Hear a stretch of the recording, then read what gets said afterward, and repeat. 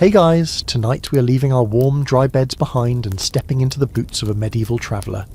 We're going to feel the damp chill in our bones, smell the wood smoke on the air, and hear the distant promise of a crackling fire in a roadside inn. Imagine a world lit only by flame and moonlight, a world where the journey is just as important and often far more dangerous than the destination. The roads are less like roads and more like muddy suggestions, and every stranger you meet is a potential friend or a potential threat. And let's be honest, you probably won't survive this.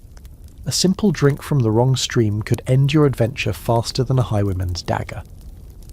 So, before you get comfortable, take a moment to like the video and subscribe, but only if you genuinely enjoy what I do here. It's always a huge encouragement. And for a bit of fun, post your city and what time it is where you are. I love seeing how far these stories travel. Now, dim the lights, maybe turn on a fan for that soft background hum, and let's ease into tonight's journey together. The first thing you become aware of is the mud. It is a thick, greedy, sentient being, and its only purpose is to claim your shoes. With every step it releases your foot with a reluctant, sucking gasp, the sound a constant companion to the rhythmic squelch, squelch, squelch that has become the soundtrack of your day. Your boots, which you so carefully treated with animal fat back at your starting point, have long since surrendered. The waterlogged leather is heavy, and you can feel the cold damp seeping into the worn wool of your hose, chilling you right to the bone. You wiggle your toes, a futile attempt to generate a spark of warmth. Nothing. They feel like 10 little blocks of ice. You're on what, in a more optimistic age, would have been called a road. Centuries ago, Roman legions marched along this very route on a masterfully engineered stone causeway. But the empire is a distant memory, and its roads are crumbling ghosts. The stones are still there, somewhere, buried under layers of impacted earth, churned mud, and the accumulated filth of generations.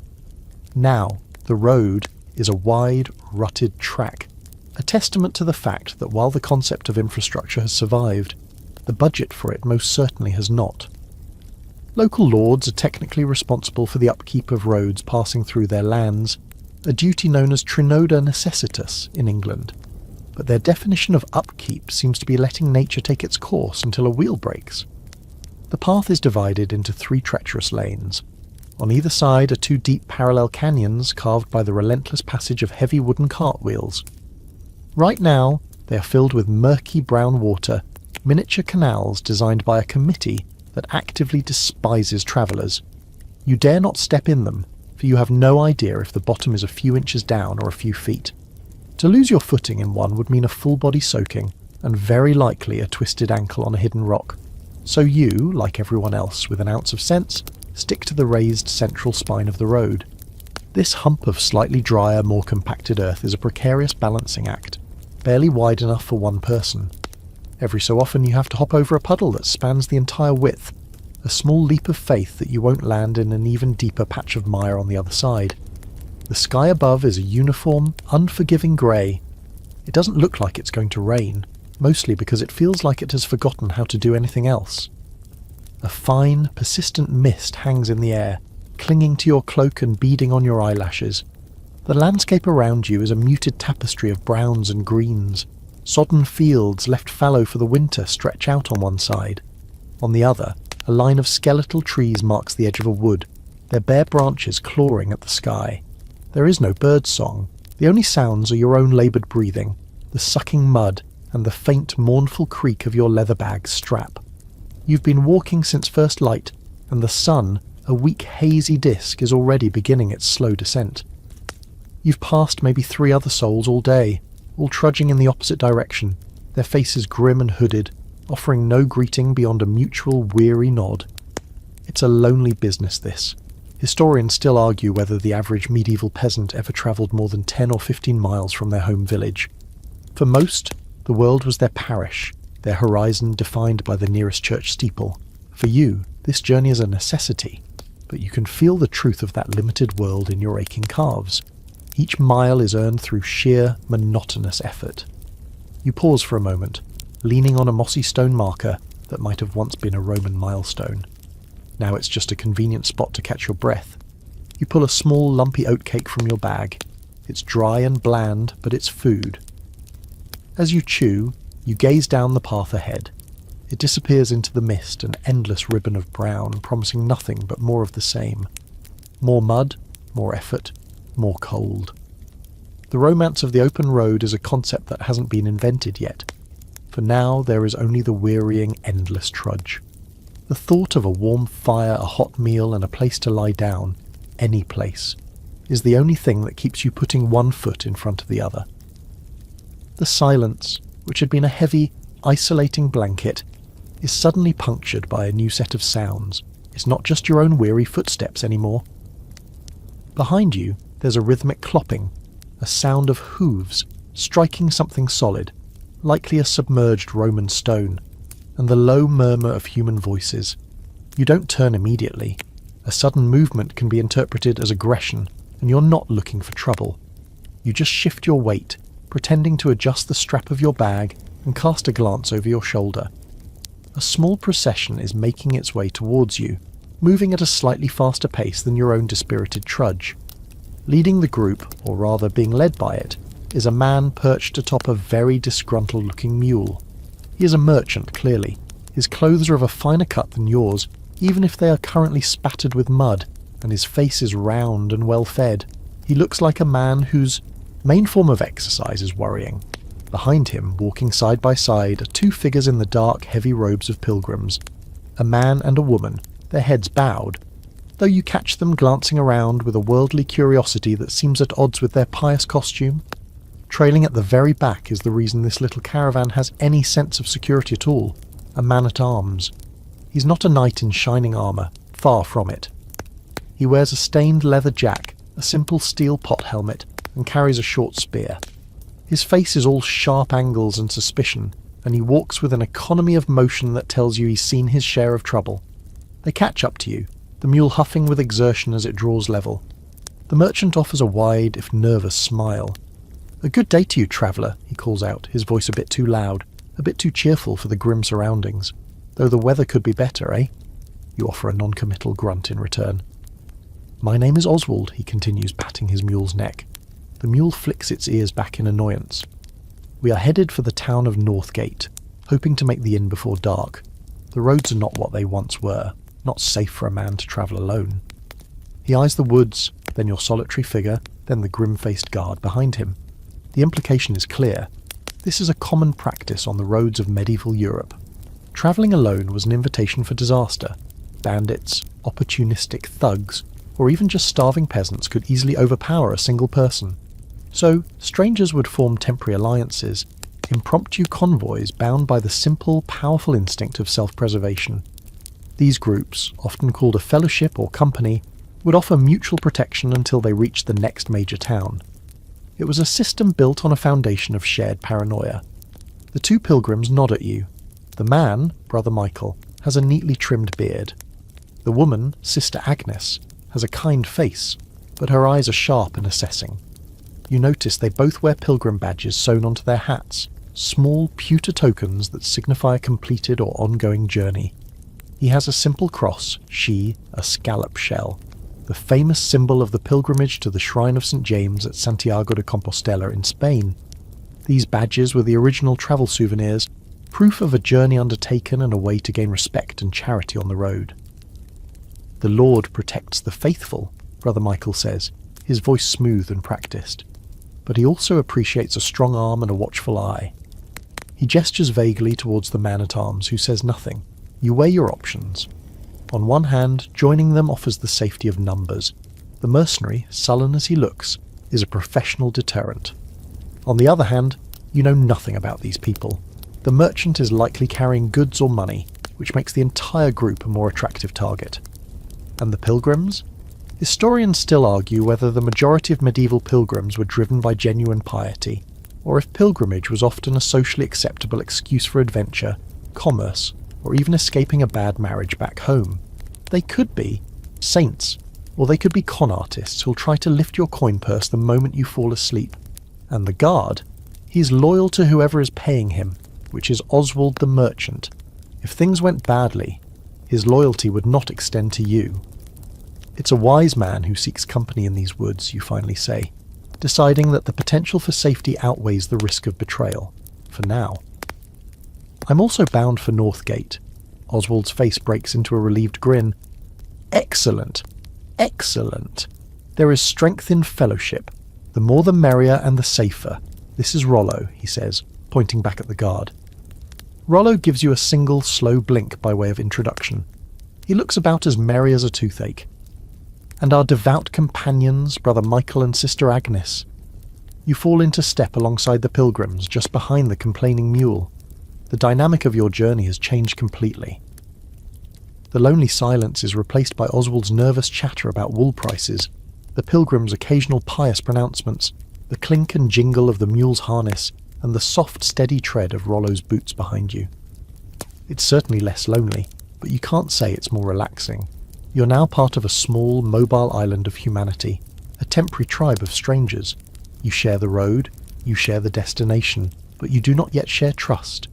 You keep your hand casually near the knife at your belt, and you notice Rollo does the same with his sword. It seems an unspoken understanding has already been reached.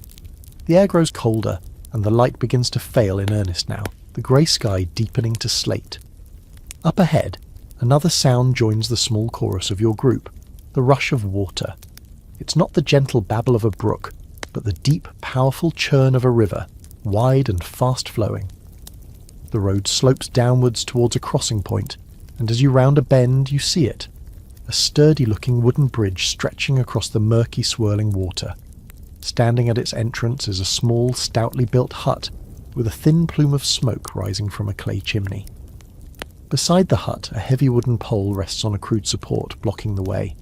This is a toll bridge, a classic medieval moneymaker. Building and maintaining a bridge was an expensive undertaking, and the local lord or monastery that funded the project naturally expected a return on their investment. Every person, animal and cart that wanted to cross had to pay a fee. It was one of the inescapable facts of travel. As you approach, a man emerges from the hut. He's wrapped in a thick, greasy-looking cloak and leans on a short, gnarled staff that looks less like a walking stick and more like something you'd use to beat a carpet. Or a traveller.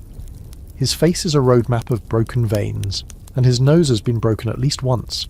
He plants himself in the middle of the road, blocking your path completely, his staff held loosely in one hand. Oswald the merchant lets out a long-suffering sigh.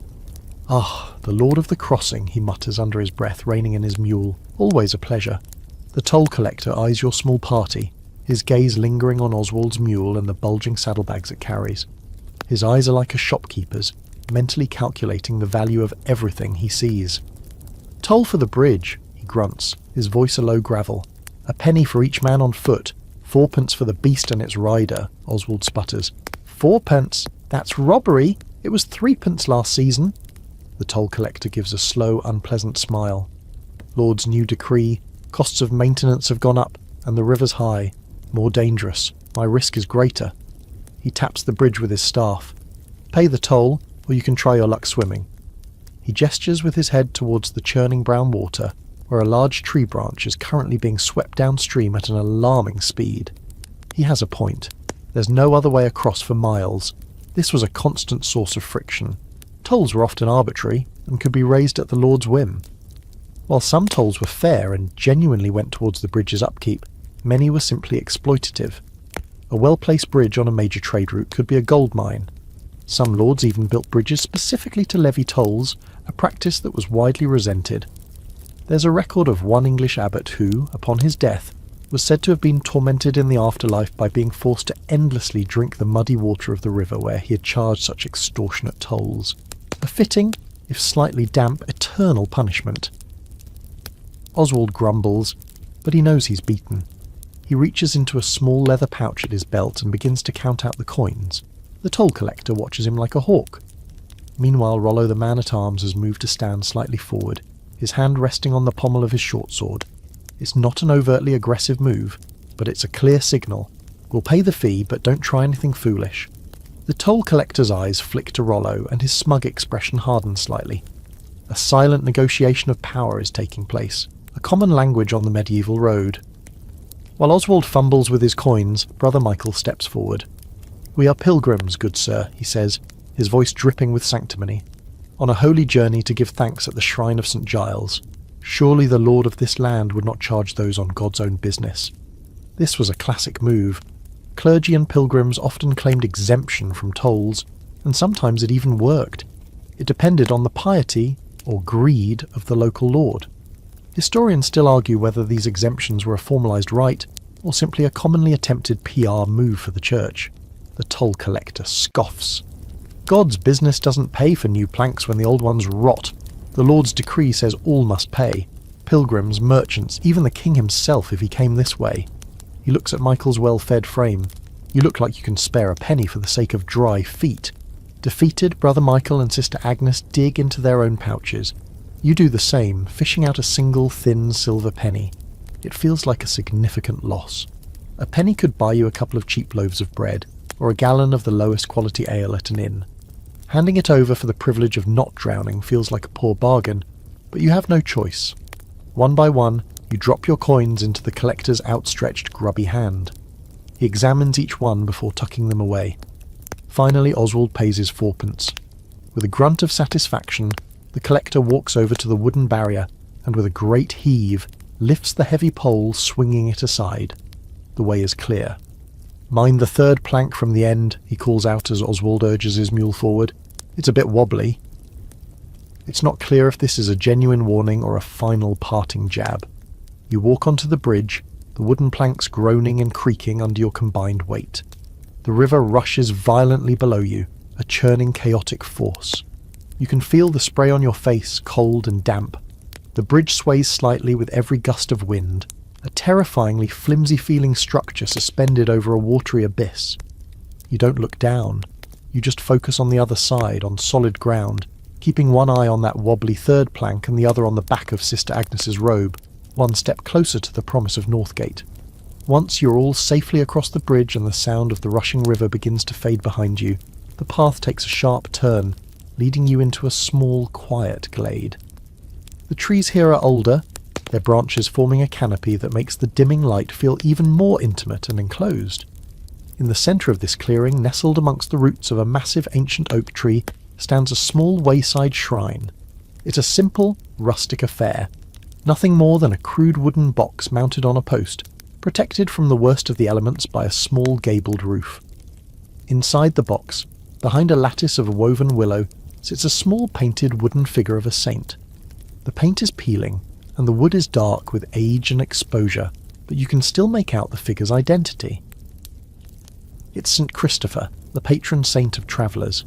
He is depicted in the traditional way, a large muscular man with a staff carrying the Christ child on his shoulders across a river. It's a fitting saint for this spot just past the dangerous river crossing. All across Europe such shrines dotted the roadsides, offering a spiritual pit stop for weary and anxious travellers. They were places to pause, to say a prayer for a safe journey, and to leave a small offering in hopes of securing a bit of divine favour.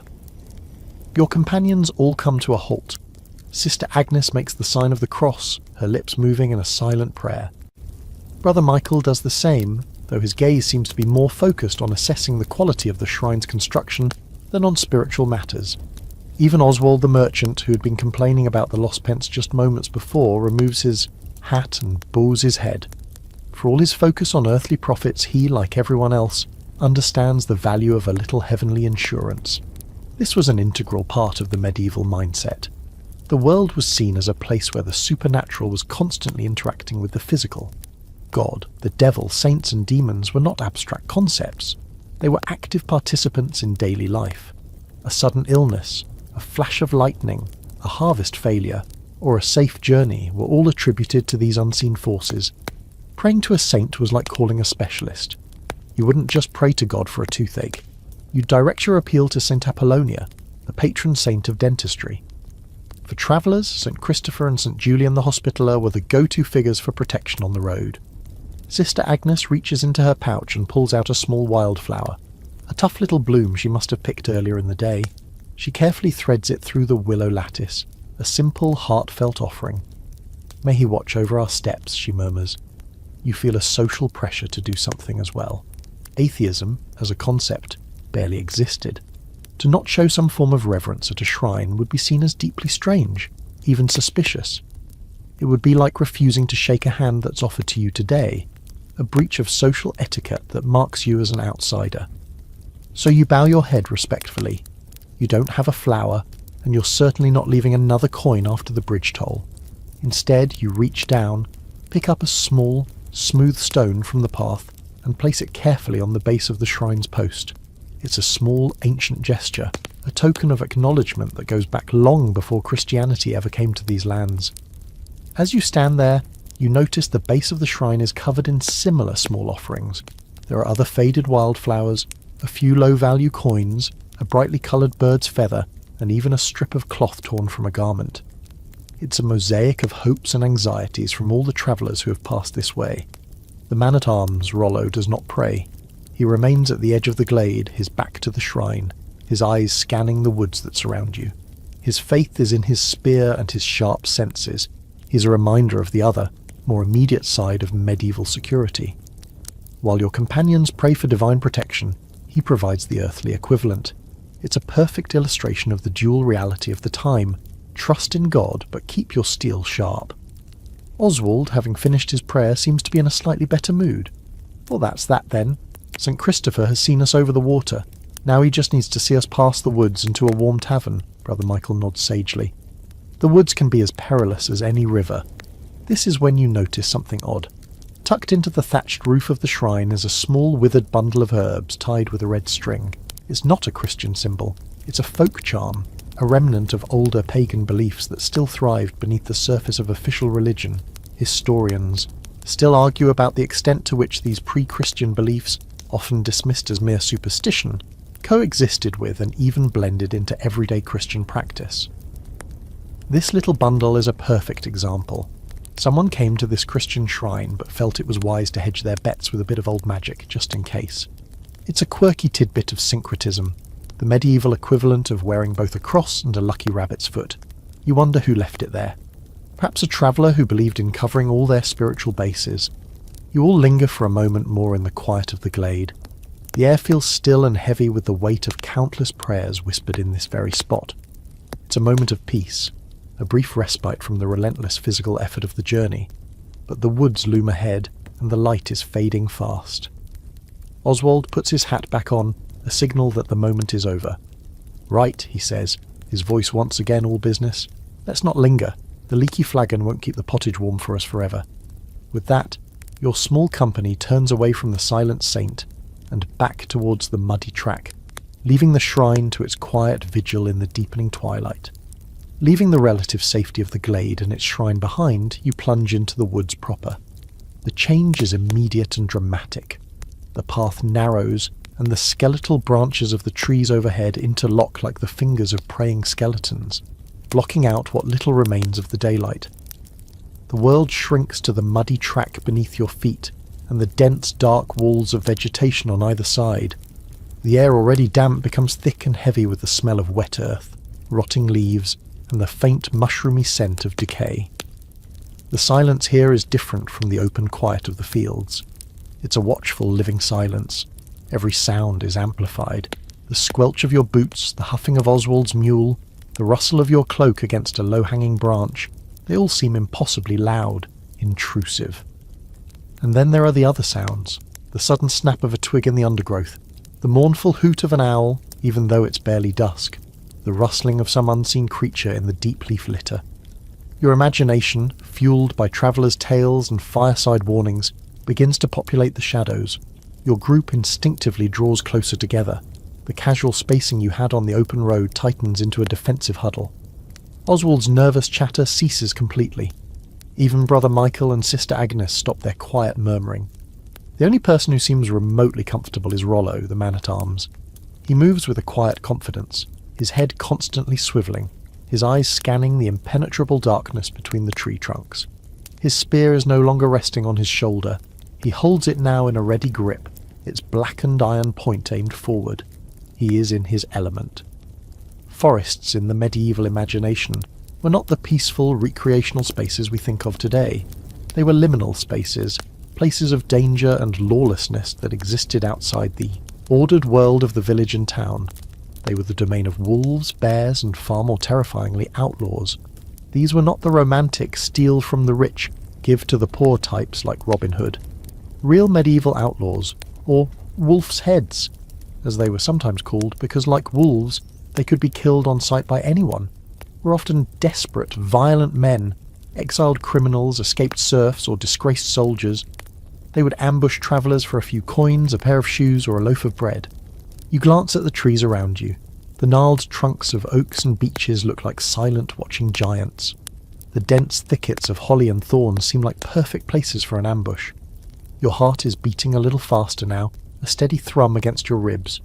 You find yourself holding your breath, listening. Was that a footstep, or just the wind? You keep your hand on the hilt of your knife, the worn leather cool and reassuring against your palm. It's a pathetic weapon against a determined attacker, but it's better than nothing. It's a comfort object, really. A joke of a defence, but a comfort nonetheless. Suddenly, Oswald's mule lets out a loud, panicked bray and shies violently, almost unseating its rider. Oswald yelps, grabbing onto the mule's neck to steady himself. Everyone freezes. Rollo instantly brings his spear up, planting the butt on the ground and aiming the tip down the path. "What is it?" he hisses, his voice a low, urgent whisper. A few yards ahead, a dark shape lies sprawled across the track. For a heart-stopping moment, you think it's a body. But as your eyes adjust, you see it's a dead deer, its neck twisted at an unnatural angle. A wave of relief washes over you, so potent it leaves you feeling weak-kneed. But the relief is short-lived. Rollo approaches the deer cautiously, prodding it with the tip of his spear. "Poachers," he grunts, his eyes scanning the woods around you with renewed urgency. And recent, the blood's not even dry. This is almost worse than outlaws. Poaching in a lord's forest was a serious crime. All the game, the deer, the boar, the rabbits, belonged to the local lord by law. A peasant caught hunting could face severe punishment, from hefty fines to mutilation, like having a hand chopped off. Historians have documented the harshness of these forest laws, which were designed to protect the aristocracy's hunting privileges. This meant that poachers, if discovered, would be desperate. They would be more than willing to silence a chance witness to avoid the Lord's justice. The fact that they left their kill in the middle of the road suggests they were startled, and are likely still nearby, hiding, watching. "We don't linger," Rollo says, his voice dropping even lower. He doesn't shout. He doesn't panic. His calm professionalism is more terrifying than if he had screamed. "Walk. Quickly and quietly. Stay together. There's no more pretense. This is a moment of genuine fear. You can feel the prickle of unseen eyes on the back of your neck." Sister Agnes begins to pray again, but this time it's not a peaceful murmur. It's a desperate, rapid whisper, the words tumbling over each other. Oswald is pale, his earlier bravado completely gone. He grips the reins of his mule so tightly his knuckles are white. You walk around the deer, giving it a wide berth. You can see the dark, wet patch on the ground where its life bled out into the mud. You try not to look into its glassy dead eyes. You just focus on the path ahead, on moving forward, on getting out of these woods. Each step feels like a gamble. Historians still argue about the actual statistical prevalence of violence on medieval roads. Was it an everyday occurrence or a rare but terrifying possibility? Right now, as you hurry through the oppressive twilight of the forest, the academic debate feels entirely irrelevant. The fear is real, it's immediate, and it tastes like metal in your mouth. The only thought in your head is to reach the edge of the woods, to see the open sky again, to escape the suffocating, watchful presence of the trees. The next half hour is a tense, hurried march. No one speaks. The only sounds are your footsteps, faster now, more urgent, and the occasional frightened whicker from Oswald's mule. The path begins to climb a gentle slope, and you can feel the burn in your already weary legs. But the incline brings a gift. As you near the crest of the hill, the trees begin to thin. Gaps appear in the canopy, revealing patches of the bruised purple-grey evening sky. The air feels lighter, less oppressive. You crest the hill and stop, your breath catching in your throat. And for the first time today, it's not from fear or exhaustion, it's from relief. Down below, nestled in a wide, shallow valley, is Northgate. It's not a grand city, no sprawling metropolis. From this vantage point, it looks almost like a toy town, a collection of dark, timber-framed buildings huddled together for warmth. The whole settlement is encircled by a formidable stone wall, a solid reassuring ring of security. A thin haze of wood smoke hangs over the rooftops, a visible promise of warmth and cooking fires. You can see the dark slash of the main road continuing down the hill, leading directly to a gatehouse set into the town wall. A single torch flickers there, a tiny, brave star against the encroaching darkness. This is the goal. This is the sanctuary you've been walking towards all day. The sight of it, solid and real, sends a wave of profound relief through you, loosening a knot of tension in your shoulders you didn't even realise you were holding. Praise be to God, Sister Agnes breathes, and this time it sounds genuine and deeply felt. Oswald lets out a shaky laugh, and St. Christopher and St. Julian and anyone else who was listening, look at it! The Leaky Flagon, I can almost smell it from here. The descent down the hill is much easier than the climb up. Your steps are lighter, energised by the promise of your destination. The mud is still there, the road is still treacherous, but now you have a goal in sight. The single, flickering torch at the gatehouse grows larger, brighter, a welcoming beacon. The fear of the forest recedes, replaced by an eager anticipation for the simple, profound pleasures that await you inside those stone walls. A roof, a fire, food, and most importantly, a locked gate between you and the dark, wild world outside. The road widens and becomes slightly more solid as you approach the town, packed down by the constant traffic of carts, animals, and people. The smell changes too. The clean, damp scent of the forest is replaced by something far more complex and overwhelmingly human. It's the smell of wood smoke, yes, but also of packed earth, livestock, cooking, and the faint, unmistakable sour tang of poor sanitation. It's the smell of 1,000 people living in close quarters. You arrive at the gatehouse just as the last of the light bleeds from the sky. The gate itself is a massive iron-studded wooden door, currently open, leading into a dark, tunnel-like passage under the thick stone wall. The torch you saw from the hill is mounted in a bracket on the wall, its flickering flame casting long, dancing shadows. Standing guard are 2 men, members of the town watch. They are armed with halberds, long poles topped with an axe blade, a spike and a hook, and wear leather jerkins bearing the town's crest. They look bored and cold. One of them steps forward, holding his halberd horizontally to bar your way. Halt, state your business in Northgate. This is standard procedure. Town gates were checkpoints, controlling the flow of people and goods. The guards were there to keep out undesirables, beggars, suspicious-looking characters, and people with obvious signs of disease. They also collected entry tolls, or mirage, a tax specifically levied to pay for the upkeep of the town's walls. It was another one of those little expenses that made travel so costly. Oswald, now back in his element as a man of commerce, takes the lead. Good evening, sirs. I am Oswald of Bremerton, a merchant of good standing. I come to trade wool and to rest for the night at the Leaky Flagon. These are my companions. He gestures to the rest of you. The guard's eyes drift over your group. He looks at the pilgrims, Michael and Agnes, and nods slightly. Pilgrims were common and generally considered harmless. He looks at Rollo, the man-at-arms, and his eyes narrow. Mercenary, Rollo nods curtly. In the employ of the merchant. Even Rollo allows himself a moment of relaxation. The rigid posture softens and he rests the tip of his spear on the ground. We're not inside yet, he says, his customary caution returning after a brief lapse. But the worst is past. The view from the hill offers a perfect illustration of a medieval town's relationship with the surrounding countryside. The town is a bastion of order, commerce and law, starkly defined by its walls. Outside the walls is the wilderness, the forests, the untamed rivers, the vast empty spaces where the rules were different and danger was a constant companion. The wall wasn't just for military defence against invading armies, it was a psychological boundary. Inside was civilization, outside was not.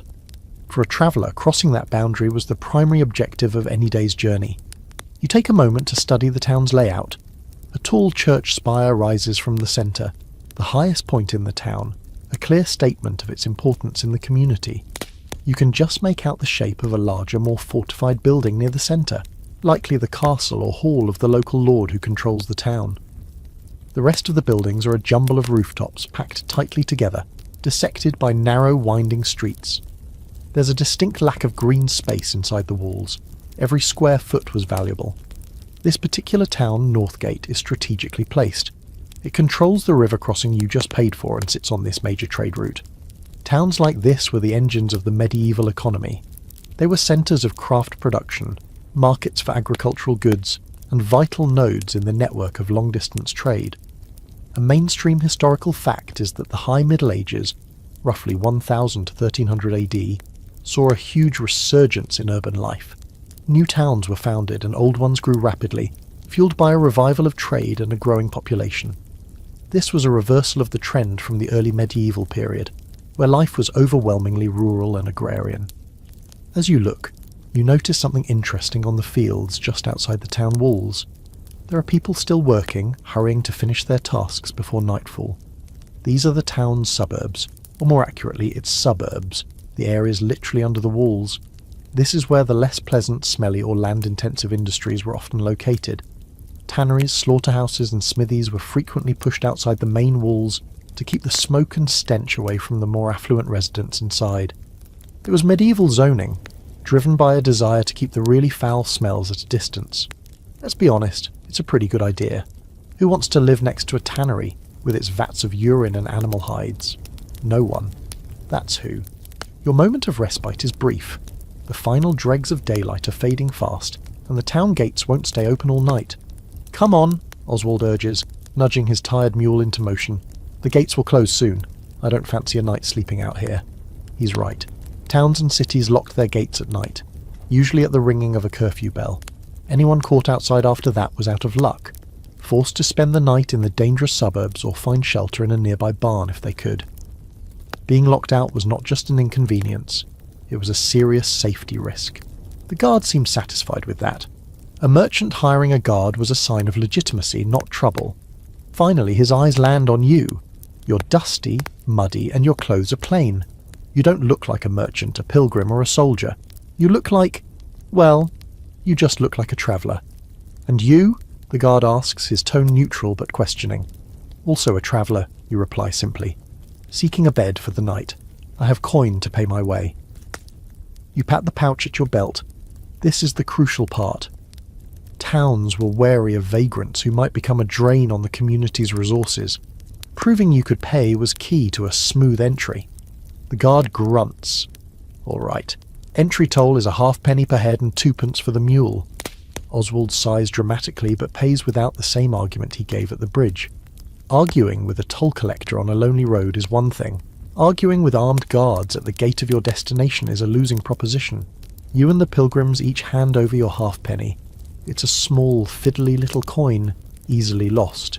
In fact, a quirky tidbit of medieval life is the existence of special money pots, small ceramic jars with a narrow slot, designed so you could put coins in but couldn't get them out without smashing the pot.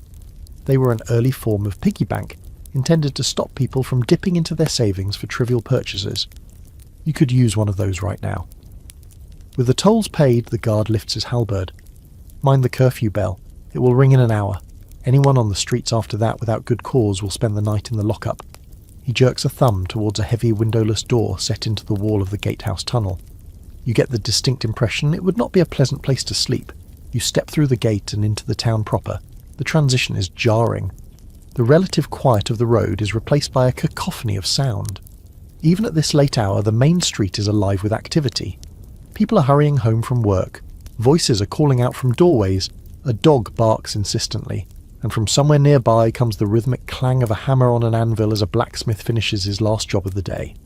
The street is narrow, barely wide enough for a single cart to pass. The timber-framed houses lean out over the street, their upper floors or jetties projecting further than the ground floor. This was a clever way to maximise living space on a small plot of land, but it had the unfortunate side effect of blocking out most of the sunlight and creating a sort of permanent twilight on the street below. Historians still argue whether this design was primarily for space, or if it also served to protect the timber and wattle walls of the ground floor from the rain. Either way, it makes the street feel like a canyon. A central gutter, a shallow stone-lined channel, runs down the middle of the street. It is choked with a foul-smelling sludge of mud, animal droppings, discarded food scraps, and general filth. You have to watch your step carefully to avoid the worst of it. The smell you noticed outside the gates is 10 times stronger in here. A thick, almost tangible miasma. You instinctively breathe through your mouth. You're finally inside, finally safe from the dangers of the forest and the road. But as you look around at the crowded, chaotic and profoundly dirty street, you realise you've just exchanged one set of challenges for another. The town has its own rules, its own dangers, and its own unique brand of discomfort. Your journey for the day is over, but your adventure in Northgate is just beginning. Now that you're inside the walls of Northgate, the immediate challenge becomes navigation. The town is a labyrinth of narrow, winding streets that seem to follow no logical pattern. They twist and turn, products of centuries of organic growth rather than deliberate planning. There are no street signs. You can't just pull out a map on your phone. Your only guide is the local knowledge of your companions and the general lay of the land. Oswald seems to know the way. The Leaky Flagon is on Brewer's Lane, just off the main market square, he says, taking charge. Follow me, and for heaven's sake, watch where you're stepping. His advice is sound. The street is an obstacle course. Aside from the central gutter of filth, you have to dodge discarded vegetable leaves, chicken bones, and the occasional puddle of something you'd rather not identify. A pig, wearing a wooden yoke around its neck to stop it from wandering through fences, trots past you, snuffling in the muck for a treat. Pigs were the unofficial sanitation department in many medieval towns, consuming a good portion of the garbage. It was a messy but effective form of recycling. The architecture is fascinating. The houses are mostly timber-framed, with the wooden beams exposed and the gaps filled with wattle and daub, a mixture of woven twigs, clay, sand and animal dung. It's a surprisingly durable building material, but it requires constant maintenance. Some of the wealthier houses have stone ground floors and tiled roofs, but most are topped with wooden shingles or thick thatch. This makes fire a constant, terrifying threat. A single stray spark could set a whole block ablaze. People are everywhere. A woman leans out of an upper-story window to shout a greeting to a neighbour across the street. A group of apprentices, finally released from their day's work, jostle past you, laughing and shoving each other. A man carrying a long pole with 2 buckets of water, balanced on the end, struggles by, sloshing water onto the already damp ground. You have to press yourself up against the wall of a house to let him pass. The wall is rough and damp, and you try not to think about what the daub is made of. Remember that crocodile dung sunscreen we've talked about in other eras? Well, animal dung was just a part of daily life, a useful if smelly resource. You pass the open fronts of various workshops. Most medieval craftsmen didn't have a separate shop. Their workshop was the ground floor of their house, open to the street. You catch glimpses of their work in the flickering lamplight. A weaver at his loom, his hands a blur of motion. A cobbler hunched over a pair of worn-out shoes, his mouth full of nails.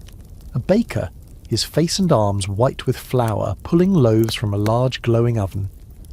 The smells change with every few steps, from the savoury scent of baking bread to the sharp metallic smell of the smithy, to the sweet, cloying smell of a candlemaker's workshop, where they are rendering tallow, animal fat, to make cheap, smoky candles.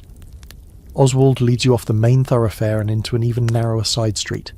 This must be Brewer's Lane. The smell of malt and hops is thick in the air. This street is clearly dedicated to the production of ale, the staple drink for everyone from lords to labourers. Ale was a vital source of calories, and in a time when water was often contaminated, it was a much safer, more nutritious option. Halfway down the lane, you see it. A large 2-storey building with a painted wooden sign hanging from an iron bracket. The sign depicts a large beer mug, or flagon, with a crack in it from which a single drop of ale is falling. The Leaky Flagon. It's not the most confidence-inspiring name for a place you're about to eat and sleep in, but medieval inn signs were often simple, pictorial representations because the majority of the population was illiterate. They couldn't read the Leaky Flagon, but they could recognise the picture of one. The inn is larger than the surrounding houses, a sign of its importance. There's a wide arched entrance leading into a central courtyard, and you can hear the sounds of voices, laughter, and the stamping of horses coming from within. Light spills out from the windows on the ground floor, promising warmth and company. Historians still argue about the precise distinction between different types of medieval lodging. Generally, an inn was a larger, more reputable establishment catering to wealthier travellers like merchants, offering food, drink and stabling for horses. A tavern primarily sold drink, but might offer a simple meal. An alehouse was often just a woman brewing ale in her own home and selling the surplus from her front room. The Leaky Flagon, with its size and courtyard, is clearly an inn, which is good news for Oswald and his mule, and probably good news for the quality of your bed tonight. Probably. Here we are, Oswald announces with a triumphant grin. Sanctuary. He leads the way through the arched entrance, his mule's hooves clattering on the cobblestones. You and the others follow him, stepping out of the dark, filthy street and into the chaotic, noisy world of the medieval inn. The smell of wet wool, sweat and stale ale hits you immediately, but it's mixed with the heavenly aroma of roasting meat and wood smoke. It's the best thing you've smelled all day. For a weary traveller, this is the scent of arrival. This is the scent of home, at least for one night. You step through the archway and find yourself in the inn's courtyard. It's a hive of activity, a vortex of organised chaos that serves as the inn's logistical heart. The space is cobbled and uneven, sloping towards a central drain and surrounded on all four sides by the inn's buildings. To your left are the stables. To your right is a covered walkway leading to the kitchens and other work areas, and straight ahead is the main building, where the common room and guest chambers are located. The air is thick with a symphony of sounds and smells. The loud braying of Oswald's mule is answered by the nickering of half a dozen horses in the stables. Grooms, or ostlers as they were known, rush about, their voices sharp as they call to each other. One is unharnessing a team from a large merchant's wagon, its solid wooden wheels caked in the same mud that still clings to your own boots. Another is leading a handsome-looking riding horse towards a water trough, its coat steaming in the cool evening air. The smell of horse, hay and manure is potent, but it's an honest, earthy smell, far preferable to the sour stench of the street you just left. Oswald immediately heads for the stables, bellowing for an ostler to see to his mule. "Make sure she gets a good rub down and a double ration of oats," he shouts, ever the concerned owner. "She's had a hard day of it." While he fusses over his animal, you take in the rest of the scene. A couple of young boys, probably the innkeeper's sons or servants, are chasing chickens out from under the wagon, their bare feet slapping on the wet cobblestones. The woman with her sleeves rolled up to her elbows stands in a doorway, plucking a goose, sending a small flurry of white feathers into the air.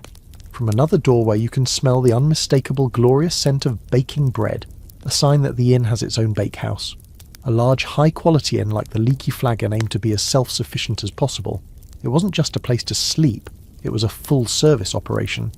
This courtyard is the first filter for guests. You can tell a lot about the inn's clientele from the traffic here. The large wagon suggests a wealthy merchant is staying here. The fine riding horse points to a knight, a squire, or perhaps a well-to-do clergyman. Your small, muddy group, a mid-level merchant, two pilgrims, a humble man-at-arms, and yourself, fits neatly into the middle of this social spectrum. Rollo. The man-at-arms stands quietly, his spear held loosely, his eyes taking in every detail of the courtyard. He's not looking at the horses or the chickens, he's looking at the people. He notes the other armed men, the wagon guards, a squire polishing his master's helmet under a covered walkway. He's assessing potential threats, even here, in this supposed sanctuary. For him, the job is never truly over. It's a good lesson. An inn was a public space, a crossroads where all strata of society met, and not always harmoniously. You notice a well in one corner of the courtyard. A young serving girl is cranking a bucket up, her arms straining. This is a crucial feature. Access to a private source of water was a huge advantage for an inn. It meant they didn't have to rely on the often polluted public conduits or rivers. While the ale was still safer to drink, the well water was essential for cooking, cleaning, and watering the animals. A quirky tidbit is that many inns were named after their most prominent feature. You might find the Saracen's Head if it was near the home of a returned crusader, or the Woolpack if it catered to wool merchants. An inn named the Well, or the Fountain, was proudly advertising its access to fresh water. The Leaky Flagon, on the other hand, seems to be advertising its sense of humour. A bold marketing strategy for sure. Brother Michael and Sister Agnes are looking around with an air of appraisal. They've likely stayed in dozens of inns like this during their travels. They murmur to each other, probably comparing it to the last place they stayed. Pilgrims were the original hotel reviewers, spreading the reputation of good and bad lodgings along the pilgrimage routes. A good word from a pair of experienced travellers like them could bring in a steady stream of business. The main building stands before you, 2 stories high with another attic level suggested by the small dormer windows in the steep roof. The ground floor is built of stone, a solid and fire-resistant foundation. The upper floor is timber-framed, just like the houses on the street, with leaded glass windows, a sign of considerable wealth. Most common homes would have had windows covered by oiled parchment or wooden shutters, but glass, though wavy and imperfect, was a luxury. Light from within silhouettes figures moving about in the common room, and the sound of a lute being played badly drifts out into the courtyard. Finally, Oswald finishes his stable arrangements and rejoins you, rubbing his hands together in anticipation. Right, that's the beast taken care of. Now to see to our own needs. Let's meet the man in charge. He gestures towards the heavy oak door of the main building. Time to face the innkeeper. You follow him, your group reassembling as you cross the last few feet of the courtyard. You're about to step from the semi-public space of the yard into the heart of the inn itself. You're moving from the world of animals and labour into the world of commerce and hospitality, and in this world the innkeeper is king. You follow Oswald and push through the heavy oak door. The change is instantaneous. A wall of heat and noise washes over you, a welcome assault on your cold-numbed senses.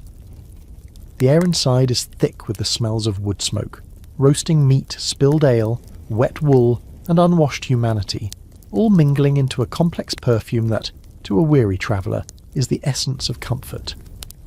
The low ceiling, darkened by years of smoke, traps the sound, creating a constant lively hum of conversation, laughter, and the clatter of wooden cups on thick planked tables. The room is crowded. Every bench and stool seems to be occupied. In the centre of the main wall, a massive stone hearth dominates the space, a fire blazing within it so large you could roast a whole pig. The light from the fire and a few smoky tallow candles casts a warm, flickering glow across the room, painting everything in shades of orange and deep shadow. As Martha scurries off to clear a space for you, you can't help but notice the innkeeper's complex role. He is offering hospitality, a Christian virtue, yet he's doing it for a profit. The church had a complicated relationship with inns, often viewing them as dens of iniquity, places of drunkenness, gambling, and other vices. Historians still argue whether the average medieval innkeeper was seen primarily as a respectable entrepreneur, fueling the economy, or as a morally dubious figure profiting from human weakness. Looking at Thomas, with his shrewd eyes and calculating smile, you can see both sides of the debate. He's offering sanctuary from the cold, dark world outside, but that sanctuary comes with a price tag, and he looks like a man who always collects. He gives your group one last look over. Your man-at-arms can leave his spear by the door. No weapons in the common room is the rule of the house.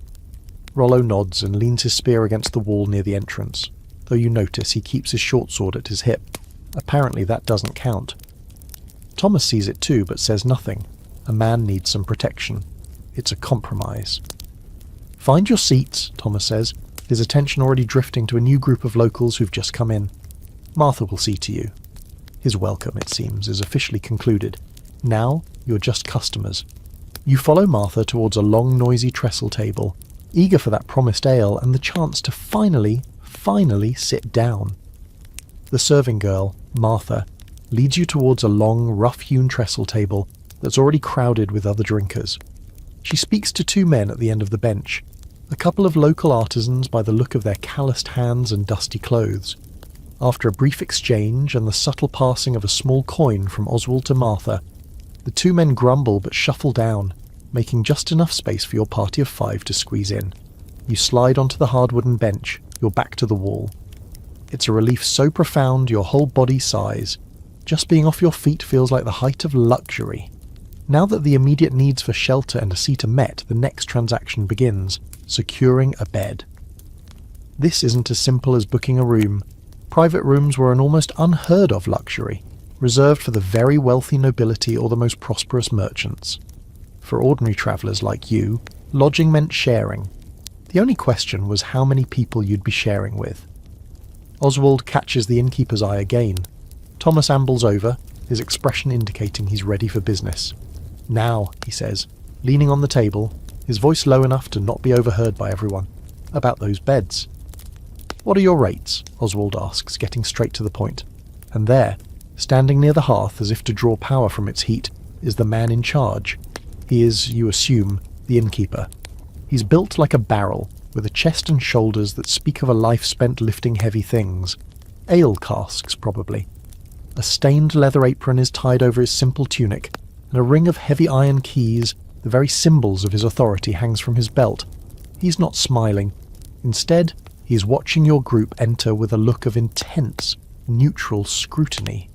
His eyes, small and sharp, miss nothing. They flick from Oswald's relatively fine clothes to the pilgrim's badges, to Rollo's spear, and finally to you, taking in your muddy boots and plain cloak.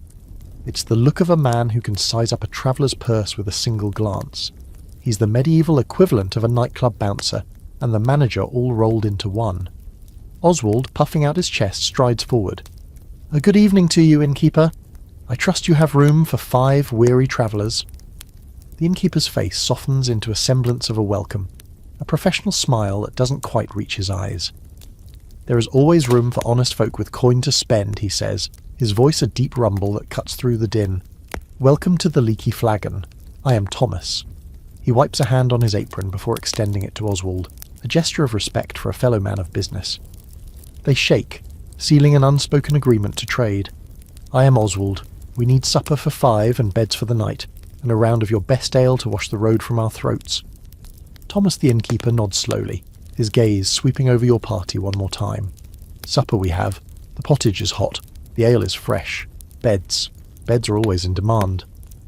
He leaves the sentence hanging, a subtle opening to the negotiation that he knows is coming. This man, Thomas, is more than just a landlord. A successful innkeeper in a town like Northgate was a significant figure. He was a businessman, an employer, and often a respected member of the community.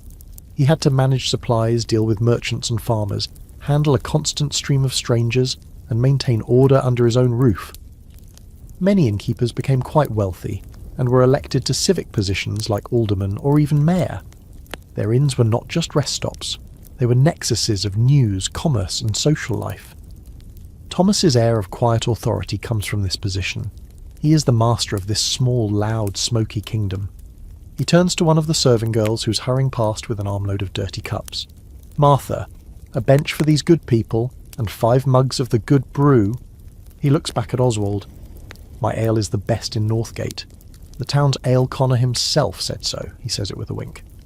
The ale conner was a real and very important official in medieval towns, tasked with checking the quality and price of all ale sold. A quirky tidbit is that one of their methods was to pour a bit of the ale onto a wooden bench, sit on it while wearing leather breeches, and if the breeches stuck to the bench upon standing, it meant the brewer had added too much sugar or honey to the mix. Thomas's boast means his ale is pure and he's not afraid to have it tested. Thomas begins the verbal menu. "For a gentleman such as yourself," he begins, his eyes on Oswald. "I have a fine bed in the chamber over the kitchen. It's warm and you'll share with only 2 other respectable merchants. A good feather mattress. That will be 6pence for the night." 6pence. That's a significant sum. A skilled craftsman might earn that much in a day. Oswald nods slowly, considering it. A semi-private room with a feather bed is a mark of status. "For the pilgrims," Thomas continues, his gaze shifting to Brother Michael and Sister Agnes. "And for your good self," he adds, looking at you.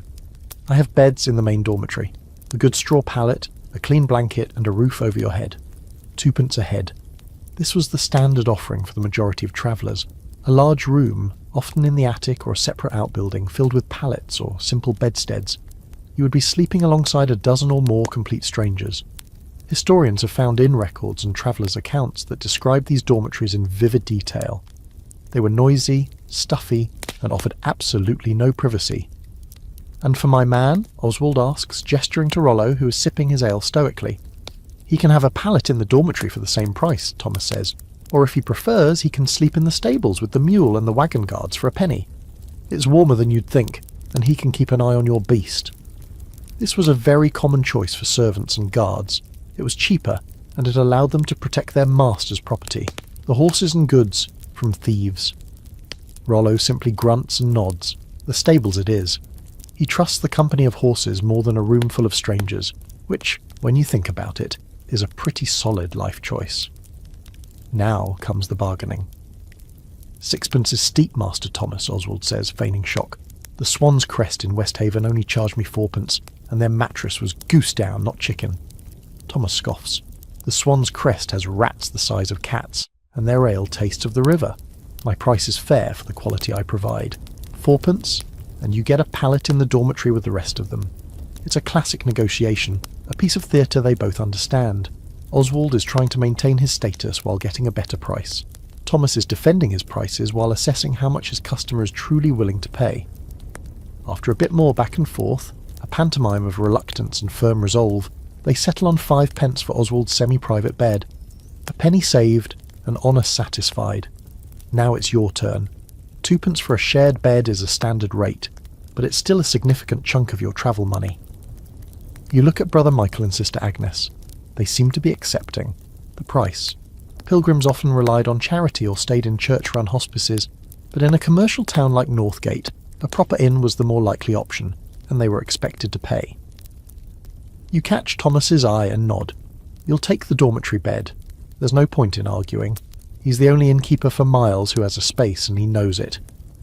He gives you a curt nod in return. The deal is done. You've just paid the equivalent of about 2 gallons of ale for the privilege of sleeping on straw next to people you've never met. A quirky detail about medieval beds is the great bed, a massive piece of furniture, sometimes large enough to sleep 8 or more people, guests, family and servants all together.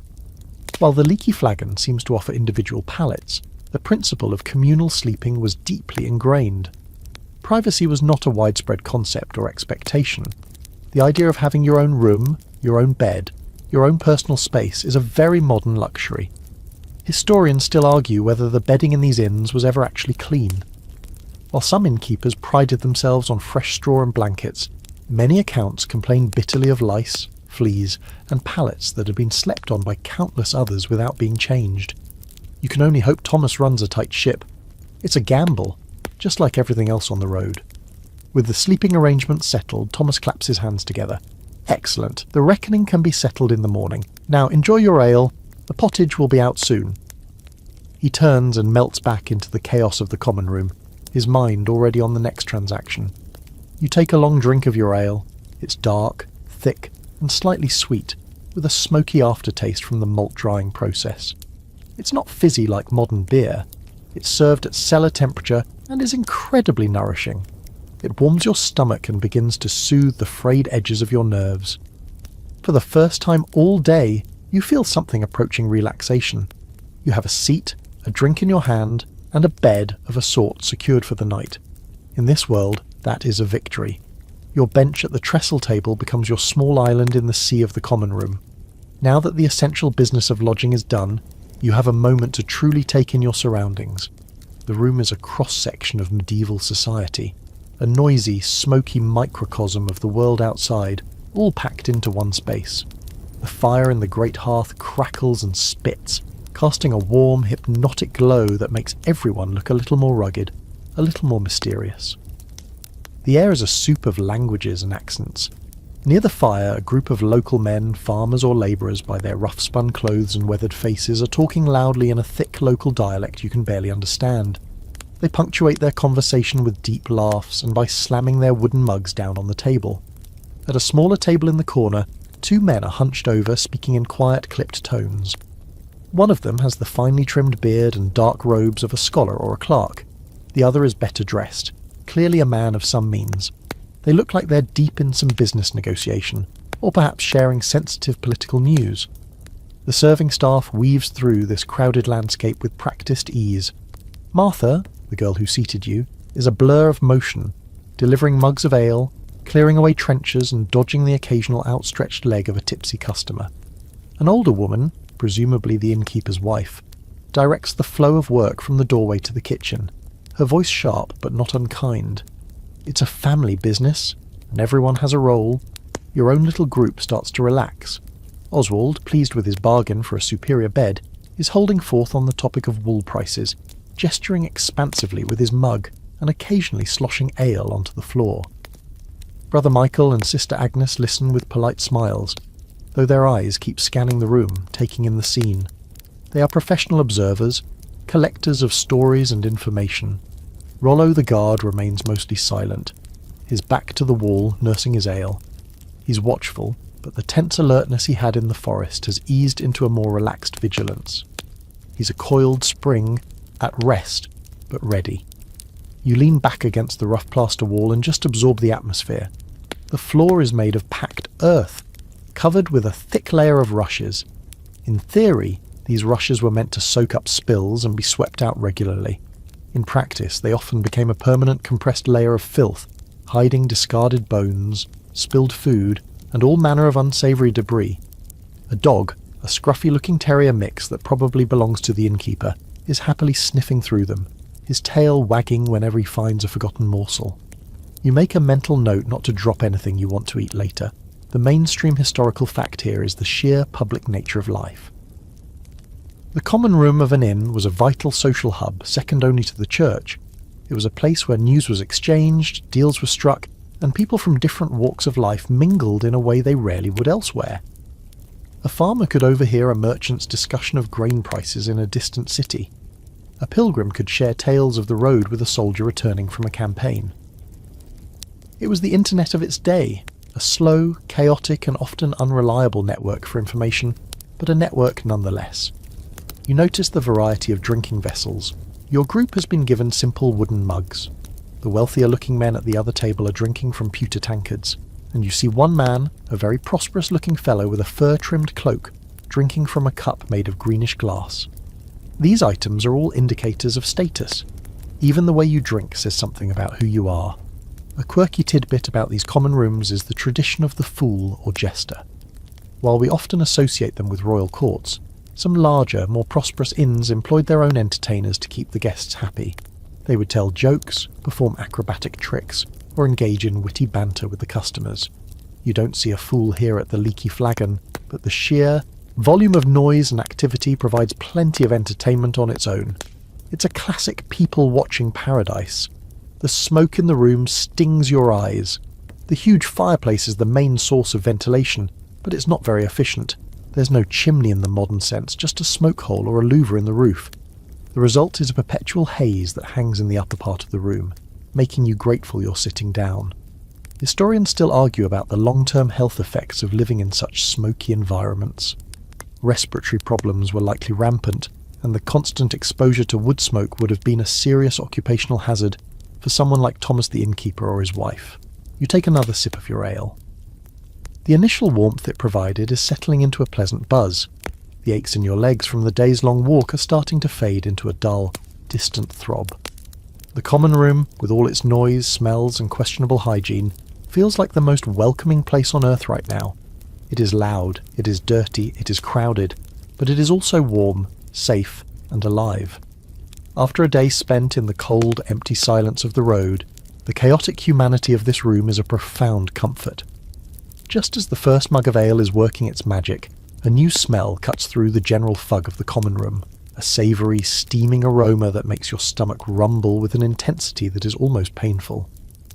Martha and another younger boy emerge from the kitchen doorway, their arms laden with large, steaming wooden bowls and a stack of what look like thick, flat discs of bread. Supper is served. Martha places a large communal bowl in the centre of your section of the table. "The pottage," she announces, setting it down with a thud. She then hands each of you one of the bread discs. "And your trenchers." You look down at the meal.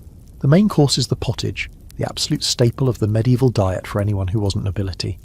It's a thick stew-like porridge, a brownish-green concoction with various unidentifiable lumps floating in it. This was the one-pot meal of the era. The base was usually oats, barley or dried peas, boiled for hours over the fire.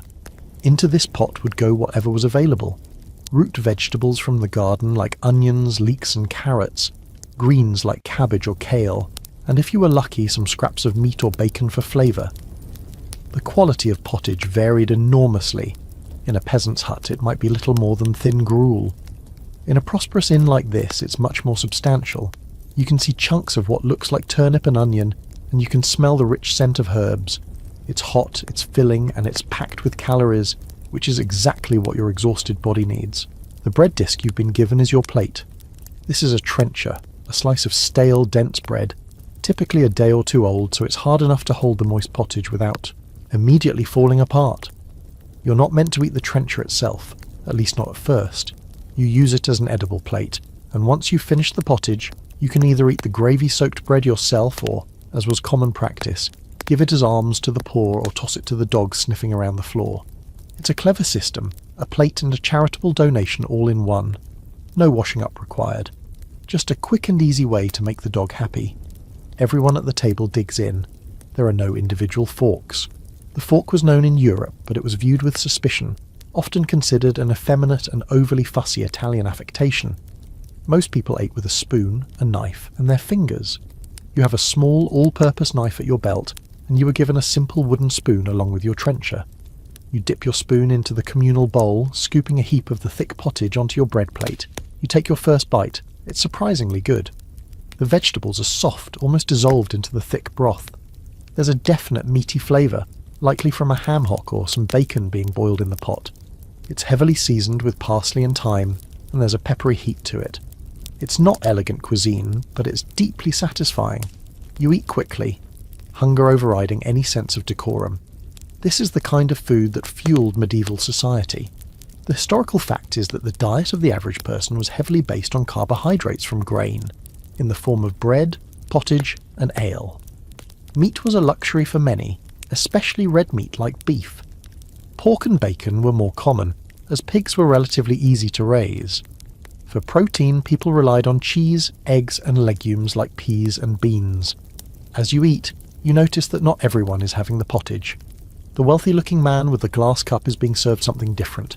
He has a whole roasted chicken on a pewter platter, which he is carving with his own personal fancy-looking knife. This demonstrates the clear social hierarchy of the inn's dining room. While most people ate from the communal pottage pot, wealthier guests could pay for more prestigious dishes known as meats. These were cooked to order and served separately, a clear display of status and wealth. You're all in the same room, but you're not all eating the same meal. A quirky and slightly stomach-churning tidbit about medieval food is the use of a substance called verjuice. It was a highly acidic juice made from unripe grapes, crab apples, or other sour fruit. It was used as a flavouring agent and a preservative, much like vinegar or lemon juice today. It added a sharp, sour tang to many dishes, a flavour profile that might be a bit jarring to the modern palate. There's a distinct sour note in your pottage that might well be from a splash of verjuice. Historians still argue about the overall health and nutrition of the medieval diet.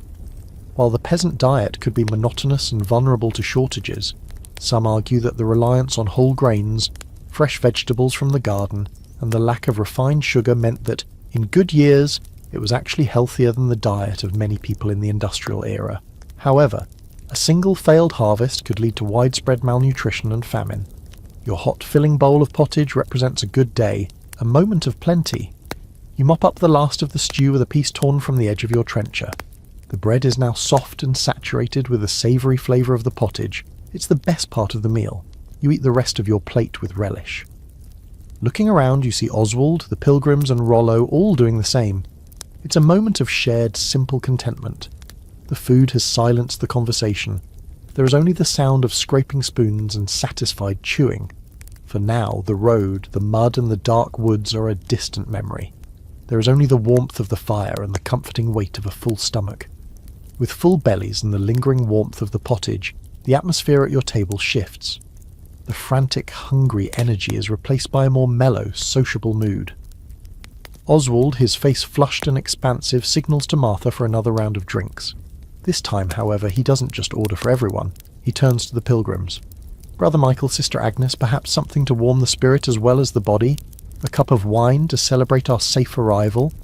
Brother Michael's eyes light up. A fine suggestion, Master Oswald. A gift from God, the fruit of the vine. Oswald then turns to you and Rollo. Another ale for you two? You nod eagerly. Rollo grunts his assent. Martha scurries off to fill the order. This simple act of ordering drinks reveals a clear and important hierarchy. Ale was the drink of the masses. Wine was the drink of the elite.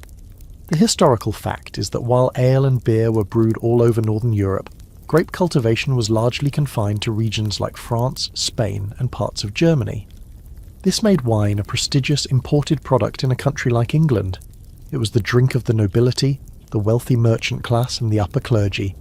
A lord would serve wine to his honoured guests. A common labourer might live his entire life without ever tasting it. For Oswald to offer wine to the pilgrims is a sign of respect, and a way of showing his own elevated status. For him to offer ale to you and Rollo is perfectly normal. It's your expected drink. Martha returns with the new round. She places a large earthenware jug and 2 simple earthenware cups in front of the pilgrims. The wine is a deep red.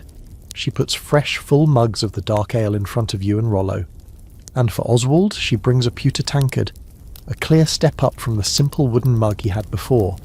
He's treating himself, reinforcing his position at the top of your small group's pecking order. You take a sip of your fresh ale. It's as good as the first. This was the foundation of the inn's business. Most of an innkeeper's profit came not from the beds or the food, but from the drink. Selling ale was a high-volume, high-turnover business. As you enjoy your drink, you notice a young boy walk by, carrying a bucket of water from the courtyard well. He offers a ladle to one of the local farmers, who shakes his head with a grimace. This brings up the third and most dangerous beverage choice: water. While people in the Middle Ages weren't stupid, they knew that clear, running spring water was safe. The water available in a crowded town was often a death sentence. Public wells could be contaminated by nearby cesspits, and rivers were often used as open sewers. Drinking urban water was a massive gamble. This is why ale and small beer, a weaker, lower alcohol version, were so vital. The brewing process, which involved boiling the water, killed most of the dangerous pathogens. It was hydration you could trust. Brother Michael pours a cup of wine for himself and one for Sister Agnes. "To our journey," he says, raising his cup. Oswald raises his new tankard. You and Rollo raise your mugs. It's a moment of camaraderie, a temporary bond forged on the road and sealed with alcohol. A quirky tidbit about medieval drinks is the existence of many other, stranger beverages. You had mead, the fermented honey wine often associated with an earlier, more Viking-esque era but still popular. There was cider, or perry made from pears, popular in apple-growing regions. But then you got into the weirder stuff. Posset was a drink of hot milk curdled with wine or ale, often sweetened and spiced, and used as a remedy for colds. There was even a drink called braggot, a hybrid of ale and mead fermented together. The range of what people would ferment and drink was truly impressive. But the real money, and the real danger for the consumer, was in the adulteration of drinks. Historians still argue about how common it was, but there are many contemporary accounts of unscrupulous sellers trying to cheat their customers. Innkeepers might be tempted to water down their ale or wine to stretch their profits. Old sour wine might be revitalised with spices or, more dangerously, with lead-based powders to sweeten it, a practice that led to slow, agonising poisoning. This is why Thomas the innkeeper's boast about the ale connor's approval was so important. It was a guarantee of quality and safety. You look at the dark, rich ale in your mug and feel a sense of gratitude that Thomas appears to be an honest man. A bad batch of ale could make you sick, but bad wine could kill you. You watch as a group at another table, clearly out of coin, are served flagons of a much paler, thinner-looking ale. This is likely the small beer or the second or third runnings from the mash. It was cheap, low in alcohol, and served to servants or those who couldn't afford the good stuff. The Leaky Flagon, like any good business, has a tiered product line. There's a drink for every purse, from the finest imported wine down to the weakest, cheapest ale. And at the very bottom of the ladder is the free but treacherous water from the well. You look at your own mug of best ale with a newfound appreciation. In this world, what you drink is a clear statement of who you are and what you can afford. As the evening deepens and the common room becomes even more crowded, a new figure enters the inn. He doesn't come in loudly like a merchant or cautiously like a traveller. He slips through the door with a quiet confidence, carrying a large cloth-wrapped object on his back. He's a man of indeterminate age, with a wiry frame and a face full of laugh lines. His clothes are well-travelled, but not ragged, and he moves with the easy grace of someone who is welcome everywhere and belongs nowhere. This is the minstrel. He nods to Thomas the innkeeper, a familiar greeting between two people who know each other's business. Thomas nods back and gestures towards a small, slightly raised platform in the corner of the room, which up until now has been unoccupied. The minstrel makes his way there, and a ripple of anticipation goes through the room. The general din of conversation softens slightly as people turn their heads to watch him. The evening's entertainment has arrived. The minstrel climbs onto the platform, unwraps his instrument and reveals a lute. It's a beautiful instrument, its wooden body polished to a warm glow by years of handling. He doesn't begin to play immediately. He takes a moment to tune the strings, a process that seems to tune the audience as well, drawing their attention, making them wait. He has the quiet charisma of a seasoned performer. These wandering entertainers were a vital part of medieval life. In an age before mass media, they were the bearers of news, stories and culture. A minstrel, or troubadour, travelled from castle to town, from fair to inn, carrying a repertoire of songs, epic poems and local gossip. They were the living, breathing repositories of popular culture. Finally satisfied with his tuning, the minstrel strums a chord. The sound, clear and bright, cuts through the remaining chatter. He begins to sing. His voice isn't powerful, but it's clear and expressive, and he knows how to tell a story. He starts with a familiar ballad, a tale of a brave knight and a fair lady. It's a story everyone knows, a comfortable and well-loved classic. The local men at the next table start tapping their feet in time with the music. Even Rollo, the stoic guard, seems to be listening, his expression a fraction less grim. After the ballad, he switches gears. He launches into a comical song about a greedy miller who gets his comeuppance from a clever peasant. This gets a huge reaction. The common folk in the room roar with laughter, cheering at the verses where the peasant outwits the miller. Millers, like toll collectors, were often seen as figures of local corruption, cheating their customers by taking too much of their grain as payment for milling. The song is a form of social commentary, a way for the common people to laugh at the figures of authority who often exploited them. It's a safe, socially sanctioned way to complain. Who's going to get mad at a silly song? It's genius, really. Next, the minstrel plays an instrumental piece, a lively, danceable tune. A couple near the fire, fueled by ale and good spirits, actually get up and begin a clumsy but joyful dance. The room is filled with clapping and cheering. The minstrel has transformed the space. It's no longer just a room full of strangers eating and drinking. It's a shared experience, a temporary community brought together by music. The historical fact is that music was ubiquitous in the Middle Ages, far more so than we might imagine. It was present in church, at festivals, in the fields to pace the work, and here in the inn. Minstrels ranged from highly respected court musicians who composed their own epic poems to simple street performers. They were the rock stars of their day, with popular songs spreading across the continent, carried from one minstrel to another. A quirky tidbit is that these entertainers often had to be jacks of all trades. A minstrel might not just sing and play the lute.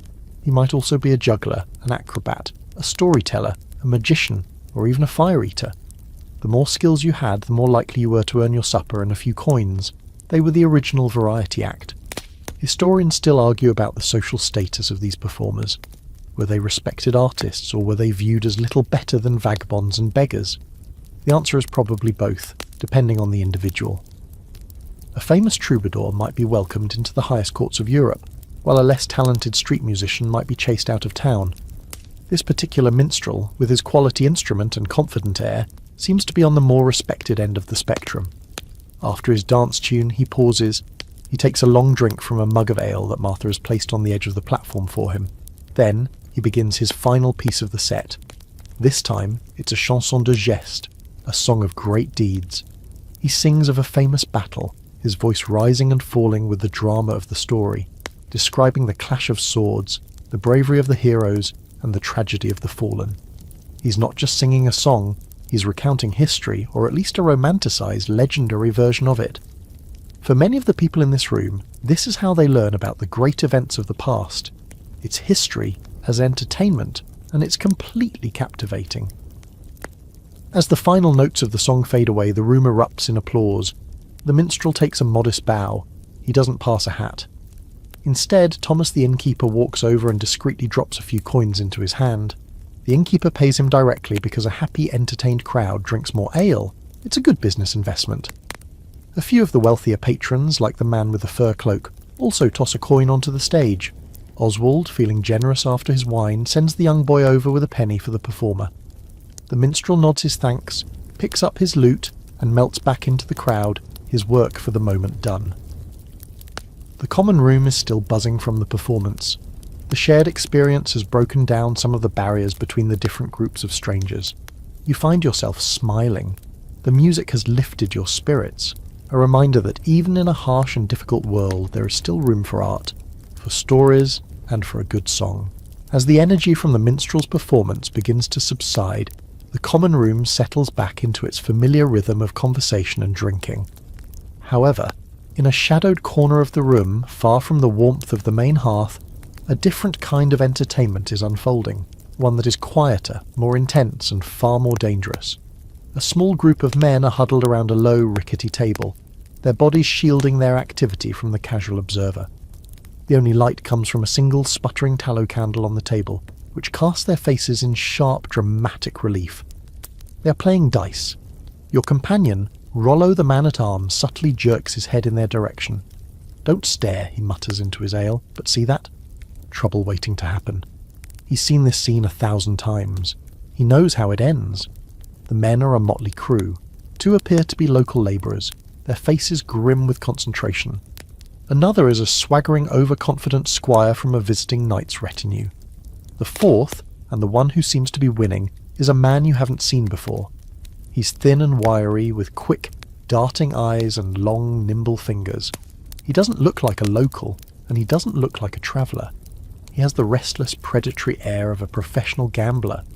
They are playing a game of hazard, by far the most popular and notorious dice game of the Middle Ages.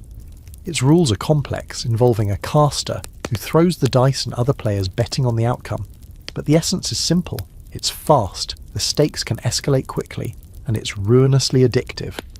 The clatter of the 2 small polished bone dice on the wooden table is the only sound from their corner, a sharp counterpoint to the general hum of the room. You watch out of the corner of your eye as the gambler throws the dice. There's a groan from one of the labourers and a quiet curse from the squire. The gambler smiles a thin reptilian smile and sweeps a small pile of coins towards himself. It's a messy little pile of pennies, half pennies, and maybe even a silver groat or 2. It represents days, perhaps even weeks of wages for the men who just lost it. Gambling was a pervasive and problematic part of medieval society. The church condemned it vehemently, seeing it as a sin that encouraged avarice, blasphemy. Players often cursed God or the saints when they lost, and led to quarrels and violence. Kings and lords passed laws against it, especially among the common soldiers, as it was believed to undermine discipline. The historical fact is that despite all this condemnation, gambling was rampant. People gambled in taverns, in army camps, on street corners, anywhere they could find a flat surface and a fellow risk-taker. The dice themselves are interesting objects. They were typically made from bone, ivory, or wood. A quirky tidbit is the sheer number of loaded or false dice that have been discovered by archaeologists. They were cleverly weighted with drops of mercury, or had their sides subtly shaved to favour certain numbers. For every honest game, there were likely a dozen crooked ones. The professional gambler in the corner almost certainly has a set of false dice tucked away in his pouch, ready to be substituted into the game when no one is looking. Historians still argue whether the authorities' attempts to ban gambling were driven more by moral concern or by the practical desire to stop productive workers and soldiers from losing all their money. You see one of the labourers push his last coin into the centre of the table. His face is pale and slick with sweat.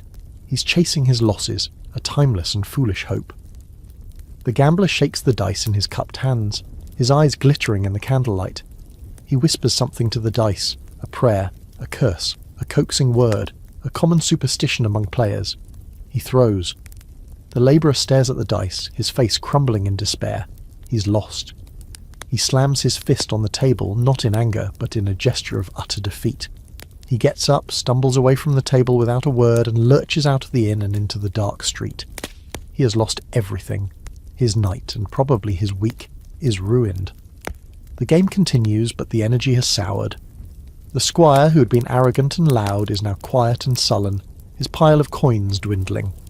The professional gambler's pile, by contrast, is growing steadily. He is a predator, and this corner of the common room is his hunting ground. Thomas the innkeeper is well aware of the game. You see him glance over occasionally, his face a mask of indifference. He doesn't intervene. As long as the game doesn't erupt into a brawl that smashes his furniture, he seems content to let it be. A man who has lost all his money at dice might be tempted to buy one last cheap mug of ale to drown his sorrows. It's all part of the economy of the inn. Plus, trying to stop a determined group of gamblers is often more trouble than it's worth. It's a classic case of not my problem until it is. Rollo shakes his head slowly. A fool and his coin are soon parted, he says quietly, taking a deep drink of his own ale, which he paid for with honest work, not blind luck. And a sharper's knife is never far from his dice. It's a stark reminder of the darker undercurrents flowing beneath the seemingly jovial surface of the inn. While the minstrel offered shared joy and community, this quiet game in the corner is about solitary risk, greed, and the potential for sudden, bitter ruin. It's another, more dangerous side of the night's entertainment, with the dice game providing a low-level thrum of tension in the corner and the minstrel taking a well-deserved break. The dominant sound in the common room returns to the murmur of dozens of conversations. Your ears, now attuned to the room's acoustics, begin to pick out snippets of chatter from the tables around you, like tuning a radio dial through different stations. This is the inn's other primary function. It's an information exchange, a place where news and gossip flow as freely as the ale. At the table next to you, the local farmers who had been enjoying the minstrel's comical song are now deep in a more serious discussion. You overhear words like moraine and rot. They're talking about a disease that's affecting their sheep. One man complains that the Lord's Reeve, the manor official, still demands the same number of healthy animals for the Lord's winter stock, regardless of their losses. It's a glimpse into the everyday anxieties that defined rural life. The health of livestock, the fairness of their feudal obligations, and the constant struggle against forces beyond their control. This is ground-level news, the kind that never makes it into the official chronicles but is the stuff of daily existence. Meanwhile, your own companion, Oswald the merchant, is leaning in towards Brother Michael, their conversation taking a more confidential turn now that the wine has loosened their tongues. Oswald is complaining about the rising price of wool, blaming it on a new tax levied by the king to fund a war you hadn't even heard about. The French are causing trouble again, he mutters, shaking his head. And who pays for the king's ambitions? Men like me. Brother Michael nods sympathetically, but then he offers a piece of information of his own. We heard from a pilgrim in the last town, he says, his voice dropping lower, that the king's tax collectors are on this very road. They say Sir Reginald Fitzwilliam is leading them, and he is not a man known for his leniency. Oswald's face pales slightly. This is valuable, actionable intelligence. It might influence the route he takes on his return journey. This is how information travelled, not through newspapers or official broadcasts, but through a human chain of pilgrims, merchants, and minstrels. The historical fact is that this oral network was surprisingly efficient, if not always accurate. News of a king's death or a major battle could cross a kingdom in a matter of weeks, passed from traveller to traveller at places just like this inn. You continue to listen, letting the currents of information wash over you. The two men who'd been talking business earlier are now arguing about the quality of Flemish cloth versus local weave. Behind you, you hear a woman's voice, sharp with indignation. She's telling a friend how the baker's wife accused her of having an affair with the blacksmith. It's local gossip, pure and simple, the lifeblood of any small community. In a world with no other form of mass entertainment, the lives of one's neighbours were a constant source of drama and speculation. A quirky tidbit about medieval communication is the role of the town crier. This official would walk through the streets, ringing a bell to get attention, and then shout out important proclamations, new laws, or official news. But he only broadcast the official line. The inn was where the unofficial news, the commentary, the gossip, and the rumours were really dissected and spread. It was the public forum, the op-ed page, and the tabloid all in one. Suddenly a man stumbles into the inn, breathless and wide-eyed. He's a traveller by the dust on his cloak, and he looks terrified. He gasps for an ale, and once he has it, begins to speak in a loud, panicked voice that captures the attention of the entire room. "The woods," he pants, 3 miles back." A merchant's wagon overturned. The merchant's gone. Just blood on the road. A hush falls over the common room. This is the kind of news that electrifies a place like this. It's a direct confirmation of everyone's deepest fears about the dangers of the road. You exchange a look with your companions. That could have been you. You think of the dead deer you saw, the sense of being watched. The story validates your fear completely. Instantly, the speculation begins. Was it the infamous gang led by Black John? Was it desperate peasants? Was it a rival merchant trying to eliminate competition? Historians still argue about the true nature of medieval banditry. Was it organised crime, or was it more often opportunistic violence carried out by those on the brink of starvation? The stories told in the inn, like this one, almost always favoured the more dramatic organised gang narrative. It made for a better, more terrifying tale. Rollo listens to the man's story with a professional scepticism. He leans over to you and murmurs, he saw no bodies. He saw an overturned wagon. Could have been an accident. The blood could be spilled wine. Rollo understands how fear can embellish a story, how a simple accident can become a gruesome massacre in the retelling.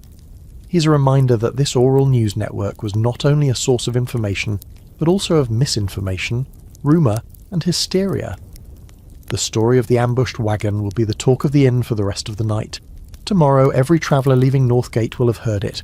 They will be more cautious, more fearful. The story will travel with them, changing and growing with each retelling, becoming part of the mythology of the road. You sit back, nursing your ale, feeling the strange mix of fear and relief. You've made it. You're a passive recipient of the news, not its subject. And in this moment, you understand the inn not just as a place of rest, but as a living, breathing node of communication, pulsing with the stories, anxieties, and rumours of the world beyond its walls. As the night wears on and the ale flows, the respectable face of the Leaky Flagon begins to slip a little, revealing a shadier, more complex side to the inn's operations. Not all the business conducted here is as straightforward as selling beds and beer. The inn, by its very nature as a crossroads for strangers, is a natural hub for activities that thrive in the margins of society, away from the direct scrutiny of the law. You notice it first in a quiet transaction happening near the kitchen door. A man you recognise as one of the ostlers from the courtyard slips a small, cloth-wrapped bundle to one of the local farmers who had been complaining about his sheep earlier. The farmer passes a few coins back. The exchange is quick, furtive, and silent. It's almost certainly a bit of black market dealing. The bundle could contain anything. Perhaps it's poached meat from the Lord's forest, or maybe some tools found on a passing wagon. The inn staff, with their access to the stables and travellers' goods, are perfectly positioned to facilitate a little light thievery. Then your attention is drawn back to the dice players. The squire, having lost all his money, is now trying to wager his silver-chased dagger. The professional gambler examines it with a connoisseur's eye, testing its weight and balance. This is a dangerous step. A man losing his money is one thing. A man losing his weapon and his pride is a prime candidate for starting a violent brawl. Thomas the innkeeper notices this development too. He ambles over, not with aggression, but with a quiet authority. He says a few low words to the squire, places a calming hand on his shoulder, and then firmly indicates that the game is over for the night. He's not acting as a moral arbiter. He's a risk manager. A bloody fight is bad for business. This is the innkeeper's constant balancing act. To maintain a successful inn, you needed to attract a wide range of customers, and that included those operating in the grey areas of the law. A historical fact is that many innkeepers were known to act as fences, people who would buy stolen goods from thieves and sell them on to less scrupulous merchants. It was a risky but profitable sideline. The inn provided the perfect cover for such activities, a place where goods and people were in constant flux. Now your gaze falls on Sister Agnes, the female pilgrim. A man, a burly wool merchant with a few too many cups of wine in him, has slid onto the bench next to her. He's leaning in close, his voice a low, greasy murmur, his hand resting on the table a little too near hers. Sister Agnes handles the situation with practiced skill. She doesn't cause a scene. She just gives him a look of such freezing piety and profound disappointment that he visibly recoils, muttering an apology before shuffling away. This highlights another darker aspect of inn life, especially for women. An unescorted woman in such a public, male-dominated space was often seen as available. While Sister Agnes has the protection of her religious status and her companion Brother Michael, a lone female traveller would have faced constant unwanted attention. Some inns, in fact, doubled as brothels, with the innkeeper or his wife managing a few serving wenches who offered more than just ale. This was the most sordid side of the hospitality industry. A quirky, or rather grim, tidbit from some medieval court records shows innkeepers being fined not for allowing prostitution, but for failing to give the local lord his proper cut of the profits. Historians still argue about the prevalence of this. Were most inns respectable establishments where this was a rare occurrence, or was the line between inn and brothel frequently blurred? The Leaky Flagon seems to be on the more respectable end of the spectrum, but the undercurrent is there. The potential for these transactions exists just beneath the surface. You also notice a man who has been sitting alone, nursing a single cup of ale for the past hour. He hasn't spoken to anyone, but he has been watching everything. He notes who is talking to whom, who is spending freely, who is drunk, who is carrying a heavy-looking coin purse. He might be a simple observer, or he might be a spy for a local lord or a guild gathering information. Or, more worryingly, he could be a spotter for a gang of thieves, identifying potential targets who will be robbed later on the road. In the ecosystem of the inn, he is a scavenger, feeding on the information others carelessly discard. All these activities, the petty theft, the gambling, the implied prostitution, the spying, are part of the inn's hidden transcript. They are the shadier services and opportunities that exist alongside the legitimate business of food and lodging. Thomas the innkeeper likely tolerates, or even profits from some of them, as long as they don't threaten the overall peace and profitability of his establishment. He is the ringmaster of a multi-ring circus, and not all the acts are family-friendly. It's a sobering realization. The sanctuary you felt upon entering the inn is not as complete as you first thought. The dangers of the outside world, theft, violence, exploitation, are not locked outside the gates. They are right here, in the common room with you, just quieter, more subtle, and cloaked in the guise of hospitality. Just as the night seems to be settling into a rhythm of drunken chatter and shady dealings, the heavy front door of the inn creaks open, with a sudden, authoritative slam. The cold night air rushes in, momentarily clearing the smoky haze. Framed in the doorway are 4 men. Their leader, a stout, grim-faced man holding a lantern, steps inside. He and his companions are wearing the same livery as the gate guards and are armed with cudgels and short swords. This is the town watch, making their nightly rounds. An immediate chill, and not just from the open door, falls over the common room. The loud conversations die down to whispers. The gamblers hastily scoop their remaining coins off the table. The burly merchant who was bothering Sister Agnes suddenly seems very sober, sitting up straight and trying to look respectable. The arrival of the law, such as it is, changes the entire atmosphere of the room. The leader of the watch is the constable, a local man of some standing, probably a master craftsman or merchant doing his civic duty. "Curfew bell has rung," he announces, his voice booming through the now quiet room. "By order of the alderman, the doors are to be barred. No one is to be on the streets until morning prayers." This was the curfew, a crucial part of maintaining order in a medieval town. The word itself comes from the old French couvre-feu, meaning cover fire. It was originally a signal for everyone to damp down their hearths for the night to prevent fires, but it evolved into a general order to clear the streets. A city at night, with its unlit winding alleys, was a dangerous place, and the curfew was an attempt to contain that danger. The constable's eyes sweep the room, taking in every face. He's not just here to announce the time, he's here to enforce the peace. His gaze lingers on the table of gamblers, then on Rollo with his sword, and then on the general state of the room. The watch was the primary law enforcement body within a town's walls. They weren't a professional police force in the modern sense. They were citizens, often serving on a rotational basis, tasked with patrolling the streets, responding to disturbances, and detaining troublemakers until they could be brought before a magistrate in the morning.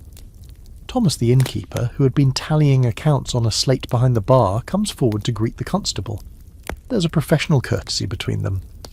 "Constable Giles," Thomas says with a nod. "A quiet night. All is well here." Constable Giles grunts, not entirely convinced. "So it seems, Thomas. But you've a full house tonight. Lots of strange faces." His eyes flick towards your group. "See that you keep it quiet. We had a brawl down at the Gilded Boar last night. 2 men in the lockup and a broken table. I don't want a repeat of that here." This interaction is a perfect example of the relationship between private business and public order. Thomas is responsible for what happens under his roof. If things get out of hand, the watch will intervene, and he could face fines or even the temporary closure of his inn. It's in his best interest to keep a lid on things. A quirky tidbit about the town watch is their reputation. While they were essential for maintaining order, they were often mocked in popular stories and plays. They were frequently depicted as being old, incompetent, easily bribed, or more interested in getting a free drink than in catching criminals. Think of Shakespeare's Dogberry and the Watch in Much Ado About Nothing, bumbling comical figures. While Constable Giles seems competent enough, the stereotype existed for a reason. The historical fact is that justice in the Middle Ages was a very public and often brutal affair. The Watch would drag any offenders to the town's lockup, a cold, filthy cell for the night. In the morning, they would be brought before the mayor or a magistrate in the town court. Punishments were designed to be a public deterrent. For minor offences like public drunkenness or breaking curfew, you might get a fine or a day in the stocks, where you'd be pelted with garbage and insults by your neighbours. For theft, you could be whipped, branded, or even hanged, depending on the value of what was stolen. The threat of the Watch was backed up by some very serious consequences. As the constable and his men begin to make a slow circuit of the room, peering into the dark corners, you see the professional gambler subtly palm his loaded dice, making them disappear into a hidden pocket.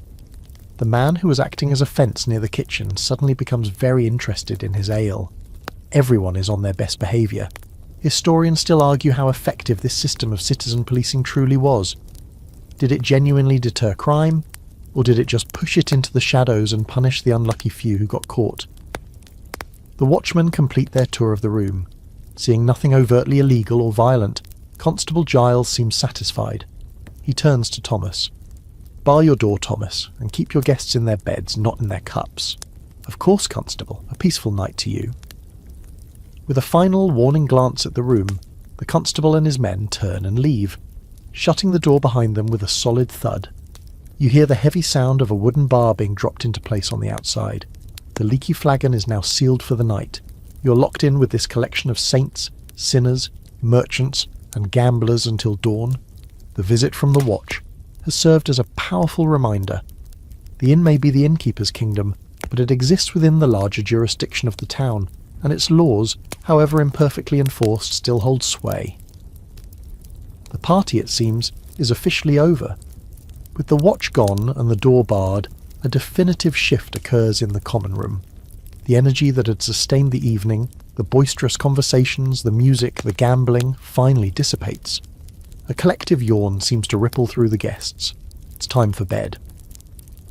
Thomas the innkeeper starts snuffing out some of the candles, leaving only the dying glow of the hearth and a single tallow lamp burning. It's a clear, non-verbal signal to his patrons: get to your pallets. You, along with Brother Michael and Sister Agnes, are directed up a narrow, steep set of wooden stairs at the back of the room. The steps creak alarmingly with every footfall. You follow Martha, who carries the single lamp, its light casting huge, distorted shadows on the rough plaster walls. The air grows cooler as you ascend, and the comforting smells of the common room are replaced by a less pleasant, musty odour. You emerge into a long, low-ceilinged room that takes up the entire upper floor. This is the dormitory. The roof slopes down sharply on both sides, and the only light comes from Martha's lamp and the faint moonlight filtering through a couple of small, grimy windows at either end. The space is filled with about a dozen low wooden bedsteads and simple straw-stuffed pallets laid directly on the floorboards. Most are already occupied by sleeping, snoring forms, cocooned in rough-looking blankets. Martha points you towards 3 empty pallets in the middle of the room. "These are yours," she whispers, mindful of the other sleepers. She places the lamp on a small, overturned crate that serves as a communal table, and then, with a quick nod, turns and disappears back down the stairs, taking the only source of significant light with her. You're left in the near darkness, with only the silvered moonlight to see by. This is the reality of medieval travel for the 99%. The concept of personal privacy, as we understand it, simply did not exist. Sleeping was a communal activity.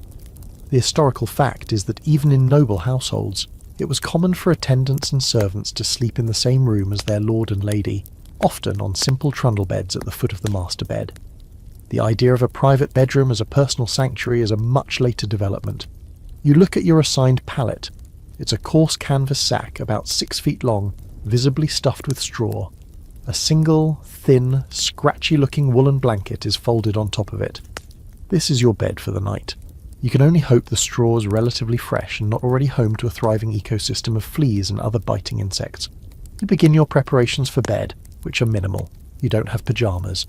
You'll sleep in your undertunic or chemise, the long linen shirt you wear beneath your outer clothes. It's what everyone did.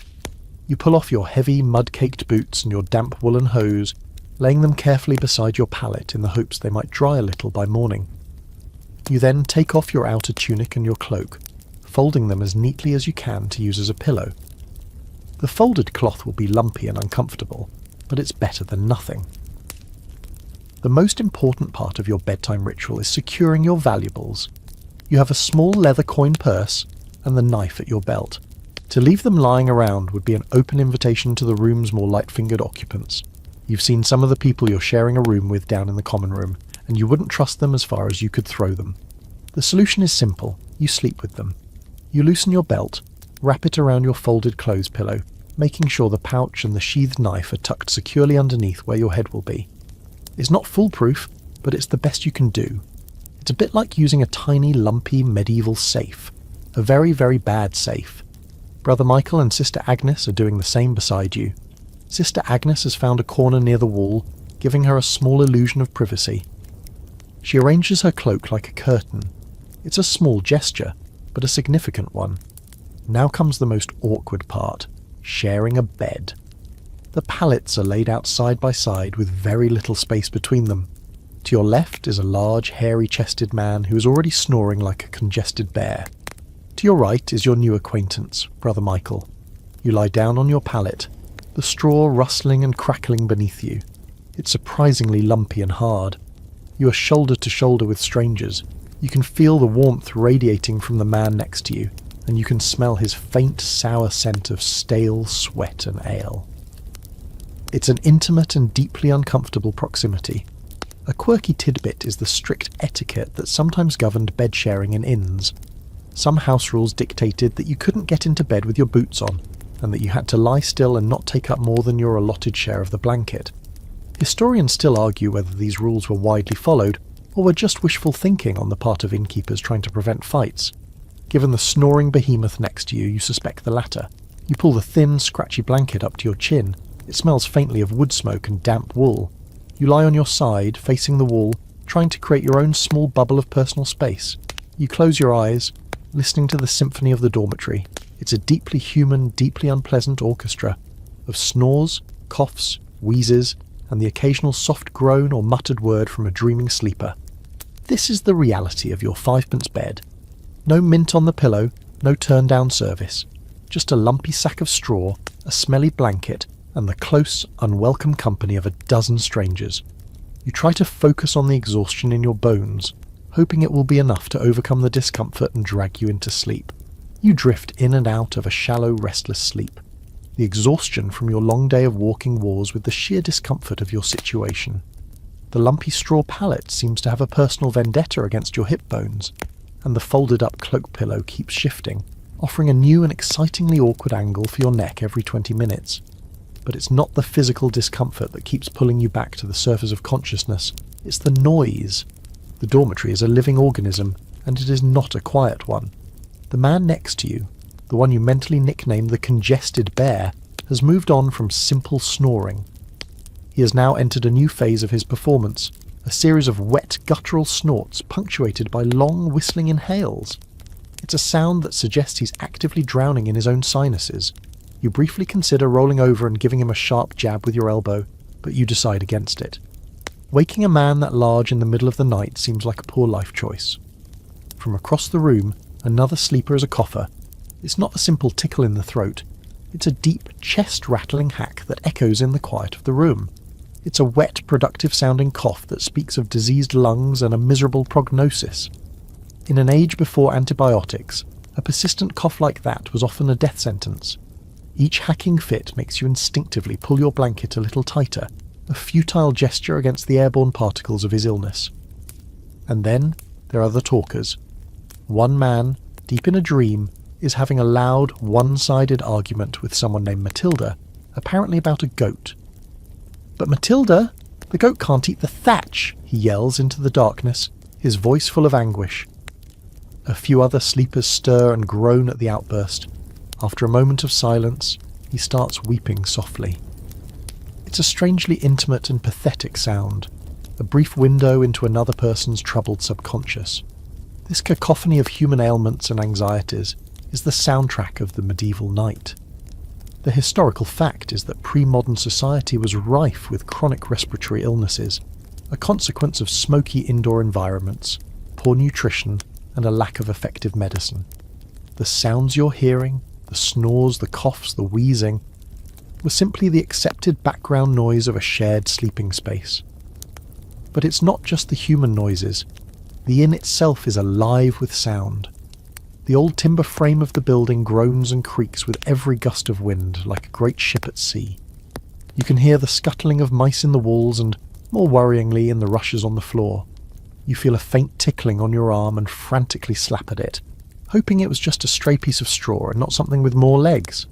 The fear of lice, fleas and bedbugs was a constant companion for travellers. A quirky tidbit is that people used various aromatic herbs like lavender or wormwood, tucking them into their bedding in an attempt to repel these pests. It probably didn't do much, but it at least made the louse-ridden straw smell a bit nicer. You shift your position for the 10th time, trying to find a comfortable spot. Your mind, too tired for deep sleep but too awake to ignore the distractions, starts to wander. You think about the different sleepers in the room. Who are they? Where are they from? What worries do they carry? The man with the cough, is he a farmer whose lungs are filled with dust, or a craftsman with a lung disease from his trade? The man dreaming of Matilda and her hungry goat. What drama is unfolding in his waking life? Historians still argue about how people in the Middle Ages perceived sleep itself. Was it simply a necessary biological function, or did they have a richer, more complex understanding of it? Dreams were often seen as deeply significant, potential messages from God, or temptations from the devil. The disturbed, fragmented sleep you're experiencing, interrupted by noises and discomfort, was likely the norm for most people. The modern ideal of a silent, dark room and 8 hours of uninterrupted sleep would have been an unimaginable luxury. Suddenly a new sound cuts through the symphony of snores. It's the high-pitched, distressed cry of a baby from somewhere downstairs. It's a thin, reedy wail that goes on and on. It's probably the innkeeper's child. The sound is deeply human and elicits a strange mix of annoyance and sympathy. You're annoyed at the noise, but you feel for the unseen parents trying to soothe their crying infant in the cold darkness. You sigh, resigning yourself to wakefulness. You lie on your back, staring up at the rough-hewn rafters, barely visible in the faint moonlight. You can now distinguish the unique snoring patterns of at least 4 different individuals.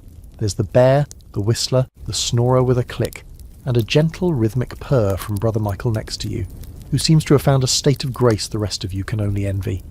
It's a profoundly communal experience, this sleepless night. You are all strangers, packed together in the dark, sharing your breath, your germs, and your noisy, troubled sleep. It is, in its own strange way, a form of intimacy you will never experience in your modern private life, and you're not at all sure that's a bad thing. At some point in the dead of night, after the crying baby has quieted and the man arguing with the phantom Matilda has fallen silent, a new and urgent need makes itself known. Your bladder, full from the 2 large mugs of ale you drank hours ago, is now sending insistent, undeniable signals. You try to ignore it, to roll over and think of dry, dusty things, but it's no use. The call of nature is relentless. You have to get up. This presents a series of logistical challenges. First, you have to extricate yourself from your sleeping spot without waking the entire dormitory. You slide off your lumpy pallet with the stealth of a cat, your bare feet meeting the cold, rush-covered floorboards. The rushes are damp and slightly slimy, and you try not to think about what you might be stepping on. You pause, listening. The bear snorts once but doesn't wake. Success. Next is the problem of navigation. The room is almost completely dark now, the moon having moved behind a cloud. You have a vague memory of where the stairs are, but the floor is a minefield of sleeping bodies, discarded boots, and scattered belongings. You begin to inch your way across the room, your arms outstretched like a sleepwalker, feeling your way through the darkness. You stub your toe on a forgotten wooden shoe, stifling a curse. You nearly trip over someone's outstretched leg, performing a wild, silent dance to regain your balance. Your destination is the garderobe, the medieval equivalent of a toilet. In a high-status building like a castle, a garderobe was a small room with a stone or wooden seat that opened directly onto a chute, dropping waste down the outside of the wall into a moat or a cesspit below. In an inn like the Leaky Flagon, the arrangement is likely to be less sophisticated. You find the top of the stairs and begin a treacherous descent. Each step groans in protest, sounding like a cannon shot in the stillness of the night. You freeze after each creak, waiting to see if you've roused the entire house. You make it to the common room, which is now deserted and eerie. The great hearth is just a bed of glowing red embers, casting a faint demonic light. The air is stale and smells of old smoke and spilled beer. You remember seeing a small, narrow door at the very back of the inn, past the kitchens. You head towards it, your bare feet sticking to the grimy floor. You find the door and pull it open. A wave of cold, foul air hits you, confirming you're in the right place. You step outside into a tiny, walled-off yard at the back of the inn. And there it is. The garderobe here is not a chute, but a small, rickety wooden shed built over a deep pit. This is the cesspit, the destination for all the inn's waste.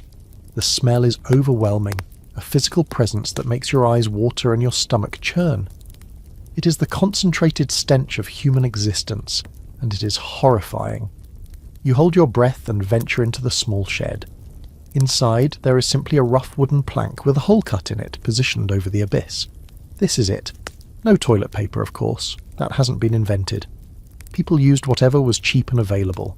Leaves, moss, hay, or scraps of old cloth. You see a small pile of straw in the corner which seems to be the designated tool for the job. You've never been less excited about an upcoming activity in your entire life. The historical fact is that sanitation was one of the biggest challenges of medieval urban life. While some towns had public latrines and regulations about waste disposal, they were often overwhelmed. Cesspits like this one had to be periodically emptied, a truly disgusting and dangerous job performed by workers known as gong farmers or nightmen. They worked only at night, shoveling the filth into carts to be taken outside the town walls and used as fertiliser. It was a well-paid but deeply unpleasant and low-status profession. A quirky and frankly terrifying tidbit about guardrobes is that they could be a security risk. In several historical accounts, assassins managed to infiltrate castles by climbing up the privy chute, emerging in the dead of night to murder their target. It's a testament to both the determination of the assassins and the fundamental design flaws of medieval plumbing. It certainly gives a new meaning to the phrase, death from below. As you sit there in the cold, smelly darkness, you are acutely aware of your own vulnerability. You are outside the main building, alone, with your pants metaphorically and literally down. Historians still argue about the cultural attitudes towards privacy and bodily functions. While sleeping was communal, acts of excretion seem to have been afforded at least a modicum of privacy, hence the separate shed. However, the experience is still a world away from the clean, private and odourless bathrooms of the modern day. You finish your business as quickly as humanly possible, your relief at emptying your bladder immediately replaced by a desperate need for fresh air. You stumble out of the shed, taking deep, grateful gulps of the cold night air, which now seems wonderfully clean by comparison. Your mission is complete. Now all you have to do is navigate the obstacle course of the common room, creep up the groaning stairs, and find your lumpy pallet in the dark without waking a dozen strangers. It's a perilous journey, a mini-odyssey undertaken for the most basic of human needs.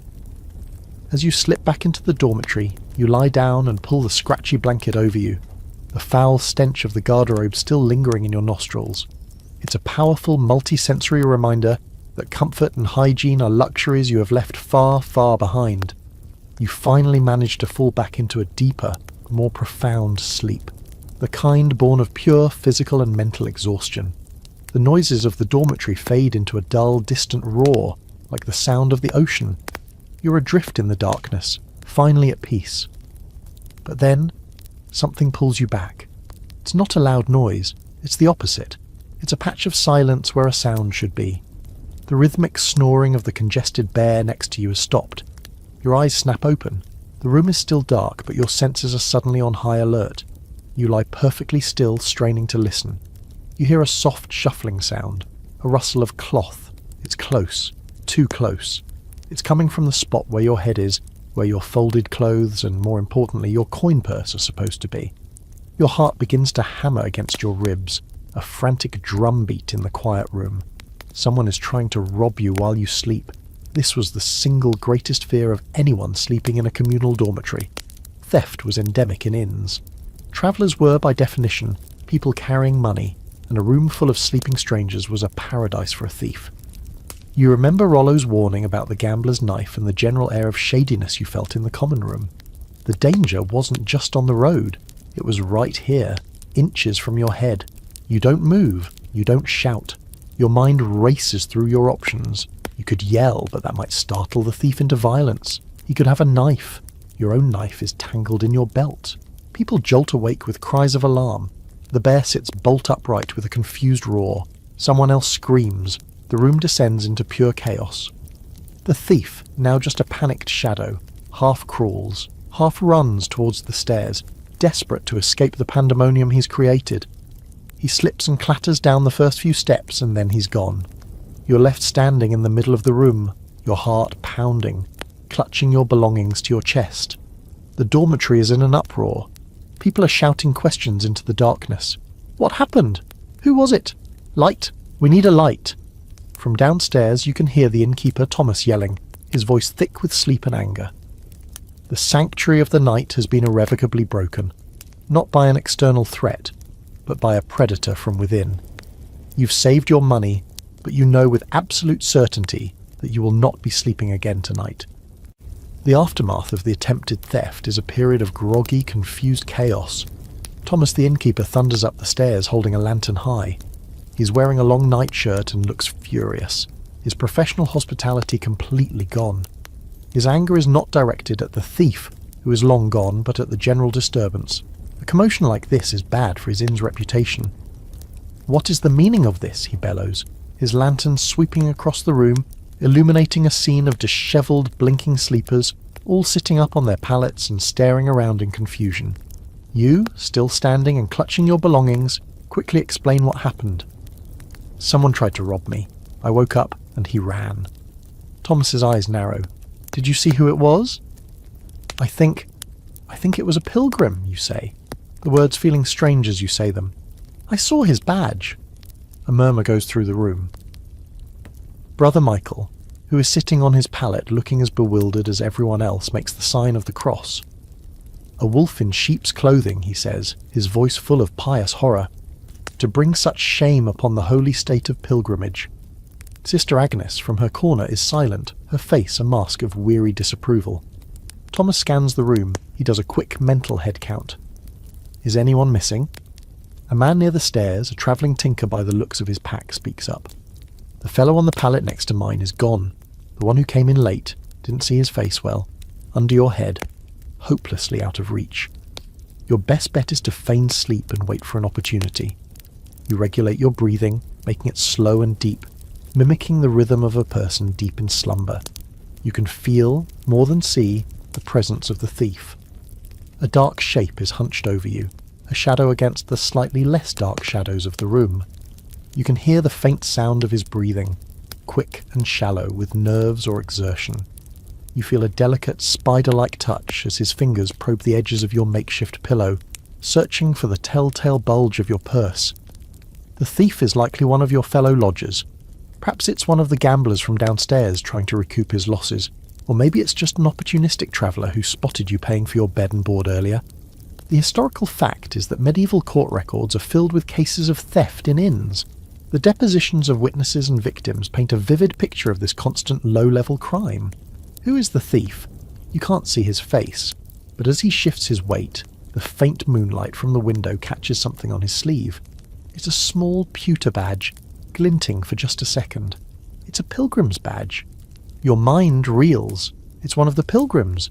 But which one? It can't be Sister Agnes, surely.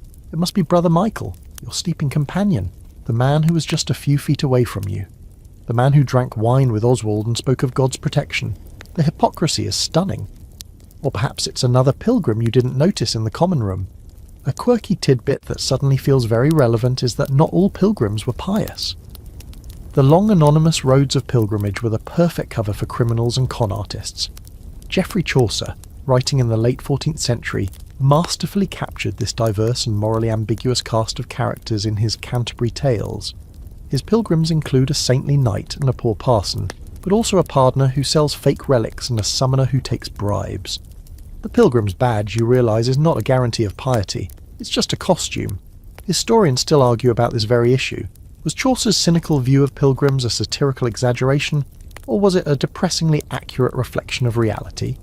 Right now, with a so-called pilgrim's fingers inches from your money, you're leaning heavily towards the latter.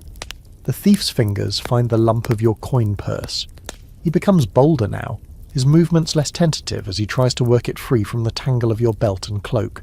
This is your moment. You explode into motion. In one fluid movement, you roll off the pallet, grabbing your cloak pillow and clutching it to your chest. At the same time, you let out a guttural yell. "Thief!" The word shatters the silence of the dormitory. The effect is instantaneous. The thief yelps in shock and scrambles backward, tripping over another sleeping form. All around the room, so it wasn't Brother Michael, it was a stranger, another anonymous traveller who has now melted back into the night, likely having shimmied out a back window or found an unbarred door. The immediate mystery is solved, but a lingering sense of violation and mistrust remains in the room. No one is going back to a peaceful sleep now. The social contract of the dormitory has been broken. Thomas grunts, a sound of weary resignation. Right, he's gone. Everyone back to your beds. There's nothing to be done until morning. He leaves the lantern on the crate in the middle of the room, a small concession to the frayed nerves of his guests, and stomps back downstairs, muttering about the quality of clientele these days. The guests settle back onto their pallets, but the atmosphere is different. People are pulling their belongings closer, tucking their purses deeper into their clothes. The quiet camaraderie of shared snoring has been replaced by a tense, suspicious silence. Every small rustle or cough now sounds like a potential threat. You lie back down, but sleep is impossible. You just lie there, listening, waiting for the dawn. And slowly, inevitably it comes. The first sign is a subtle shift in the quality of the darkness. The deep, inky black of the room softens to a charcoal grey. The small, grimy windows begin to glow faintly. Then, from outside, comes the first sound of the new day, the proud, defiant crow of a rooster from a nearby yard. Soon after, a church bell begins to ring, its clear metallic notes cutting through the morning mist. This is the bell for matins or morning prayers, the first of the canonical hours. It's the official start of the medieval day. For the town, it's a signal to wake up, to light the fires, and to begin the day's labour. For you, it's a signal that the long, miserable night is finally over. As if on cue, the whole dormitory begins to stir. The waking up process is immediate and unceremonious. There's no snooze button. People groan, stretch, and sit up, their bodies stiff from the cold and the hard pallets. The air, which was stale and close all night, is now frigid. A damp chill seems to seep up from the floorboards, and you can see your breath misting in the air. This is the reality of a world without central heating. Waking up meant waking up to the cold. The historical fact is that the medieval workday was dictated by the sun and the church bells. People rose at dawn and worked until dusk. The concept of a standardised 9-to-5 workday is a product of the Industrial Revolution and artificial lighting. In this world, your life is governed by natural light. You sit up and begin the process of getting dressed. You pull on your still damp, clammy hose and your cold leather boots. It's a deeply unpleasant sensation. Everyone around you is doing the same, a collective, grumpy ritual of pulling on wrinkled tunics and cloaks. There is no morning washroom routine. Some might splash their face with a bit of icy water from a basin downstairs, but for most, getting dressed is the full extent of their morning preparations. A quirky tidbit of hygiene, while full-body bathing was infrequent, people did commonly wash their hands. You stand alone in the courtyard for a moment, the sole remaining member of your little group. You turn and walk out through the main archway, back onto the grimy, bustling street of Northgate. The town is fully awake now. The workshops open, the street vendors hawking their wares. You have survived the road, the forest and the night at the inn. You have faced mud, fear, thieves and snoring. And now, a new day stretches before you, a new road to walk. You take a deep breath of the smoky, manure-tinged morning air and set off, just another anonymous traveller, ready to see what the next mile will bring. The road ahead is long. and the world you walk through is one of both stark reality and deep, resonant quiet. As you leave the noise of the town behind, the rhythmic tread of your own footsteps on the path becomes a kind of meditation, a steady beat in the vast, silent landscape. The journey stretches on, not just for a day, but as the very fabric of existence, a continuous movement through a world that is at once harsh and beautiful, dangerous and full of an understated grace. The sun climbs higher, a pale disk in the sky, and you walk on, your thoughts drifting with the slow-moving clouds above. The anxieties of the inn, the fear in the forest, they begin to fade, smoothed over by the simple, repetitive motion of walking, becoming just another part of the story you carry with you. The world feels immense, and your own place in it is small, yet connected to everything by the simple, enduring thread of the road. Your breathing deepens, matching the slow, unhurried pace of this older world, and a sense of calm settles over you, as vast and as quiet as the fields that stretch out on either side, waiting patiently for the return of spring. You are just one small soul on a long, long journey, and for now, that is more than enough. The path continues, and so do you, moving forward into the soft, quiet light of the day, your own steady presence a small but persistent whisper in the grand, sleeping silence of history. And cleaning one's teeth with a rough linen cloth was not unheard of. Still, the overall standard of cleanliness was, to our noses, quite low. Brother Michael nods to you grimly. A difficult night, my friend. The devil was busy in this room. You just nod back, too tired and cold to engage in theological debate. The room slowly empties as people, now dressed, begin to head downstairs, drawn by the promise of a fire and perhaps a bite to eat.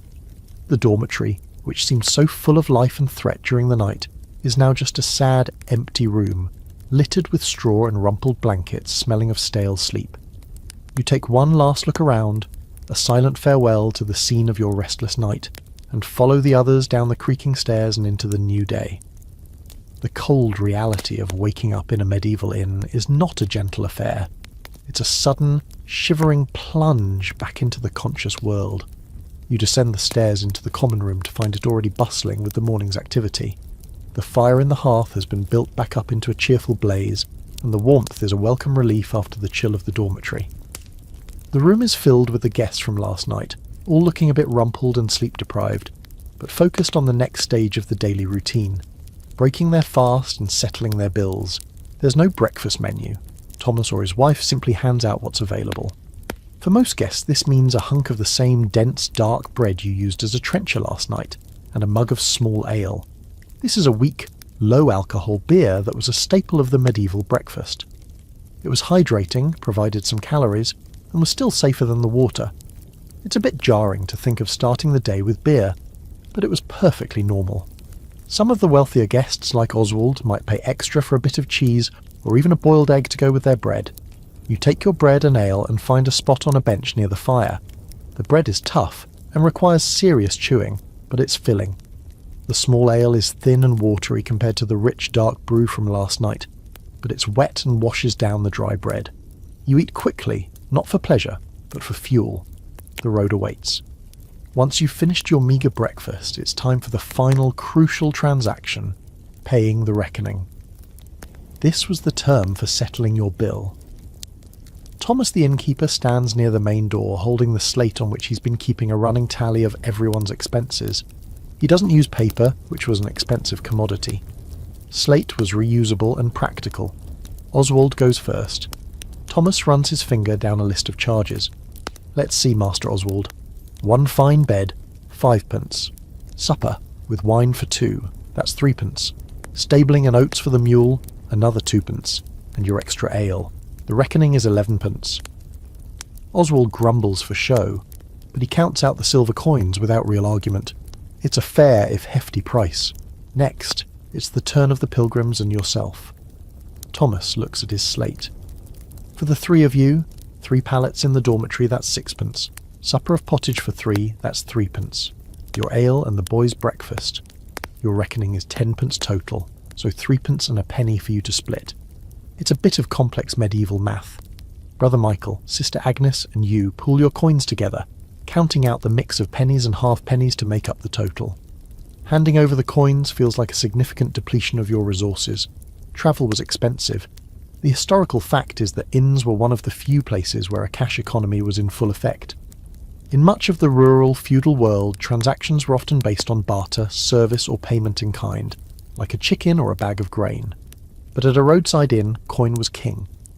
Innkeepers were some of the most cash-rich commoners in medieval society. A quirky tidbit is how innkeepers kept track of these bills. Lacking modern accounting software, they often used a system of tally sticks. A stick would be marked with notches representing the amount owed, and then split in half lengthwise. The innkeeper kept one half, the guest the other. When it was time to pay, the two halves were matched up to ensure the bill was accurate. It was a simple, effective, and forgery-proof system. Thomas's slate is a slightly more advanced version of this. After you've paid your reckoning, you are officially free to go. You gather your few belongings, pull on your cloak, and join your companions near the door. Rollo is already there, having emerged from his relatively peaceful night in the stables. He looks more rested than anyone who slept in the dormitory. You all step out of the inn and back into the courtyard. The morning is cool and bright. The sky a pale, washed-out blue. The inn's yard is just as chaotic as it was last night, but now it's a chaos of departure. Ostlers are harnessing horses, merchants are supervising the loading of their wagons, and guests are making their final preparations for the road. Oswald's mule looks well fed and rested, a stark contrast to its weary owner. "Well, my friends," Oswald says, "I'm heading west from here. I thank you for your company. It was a perilous road, and I'm glad we did not walk it alone." He shakes your hand, and then those of the pilgrims. Brother Michael and Sister Agnes are also parting ways with you. "We go north, to the shrine of St. Cuthbert," Michael explains. "May God and his saints watch over your own journey." And just like that, the fellowship is dissolved. The temporary tribe that formed on the road yesterday afternoon has served its purpose, and now breaks apart, its members scattering back to their own individual paths. You say your goodbyes, a series of nods and well wishes.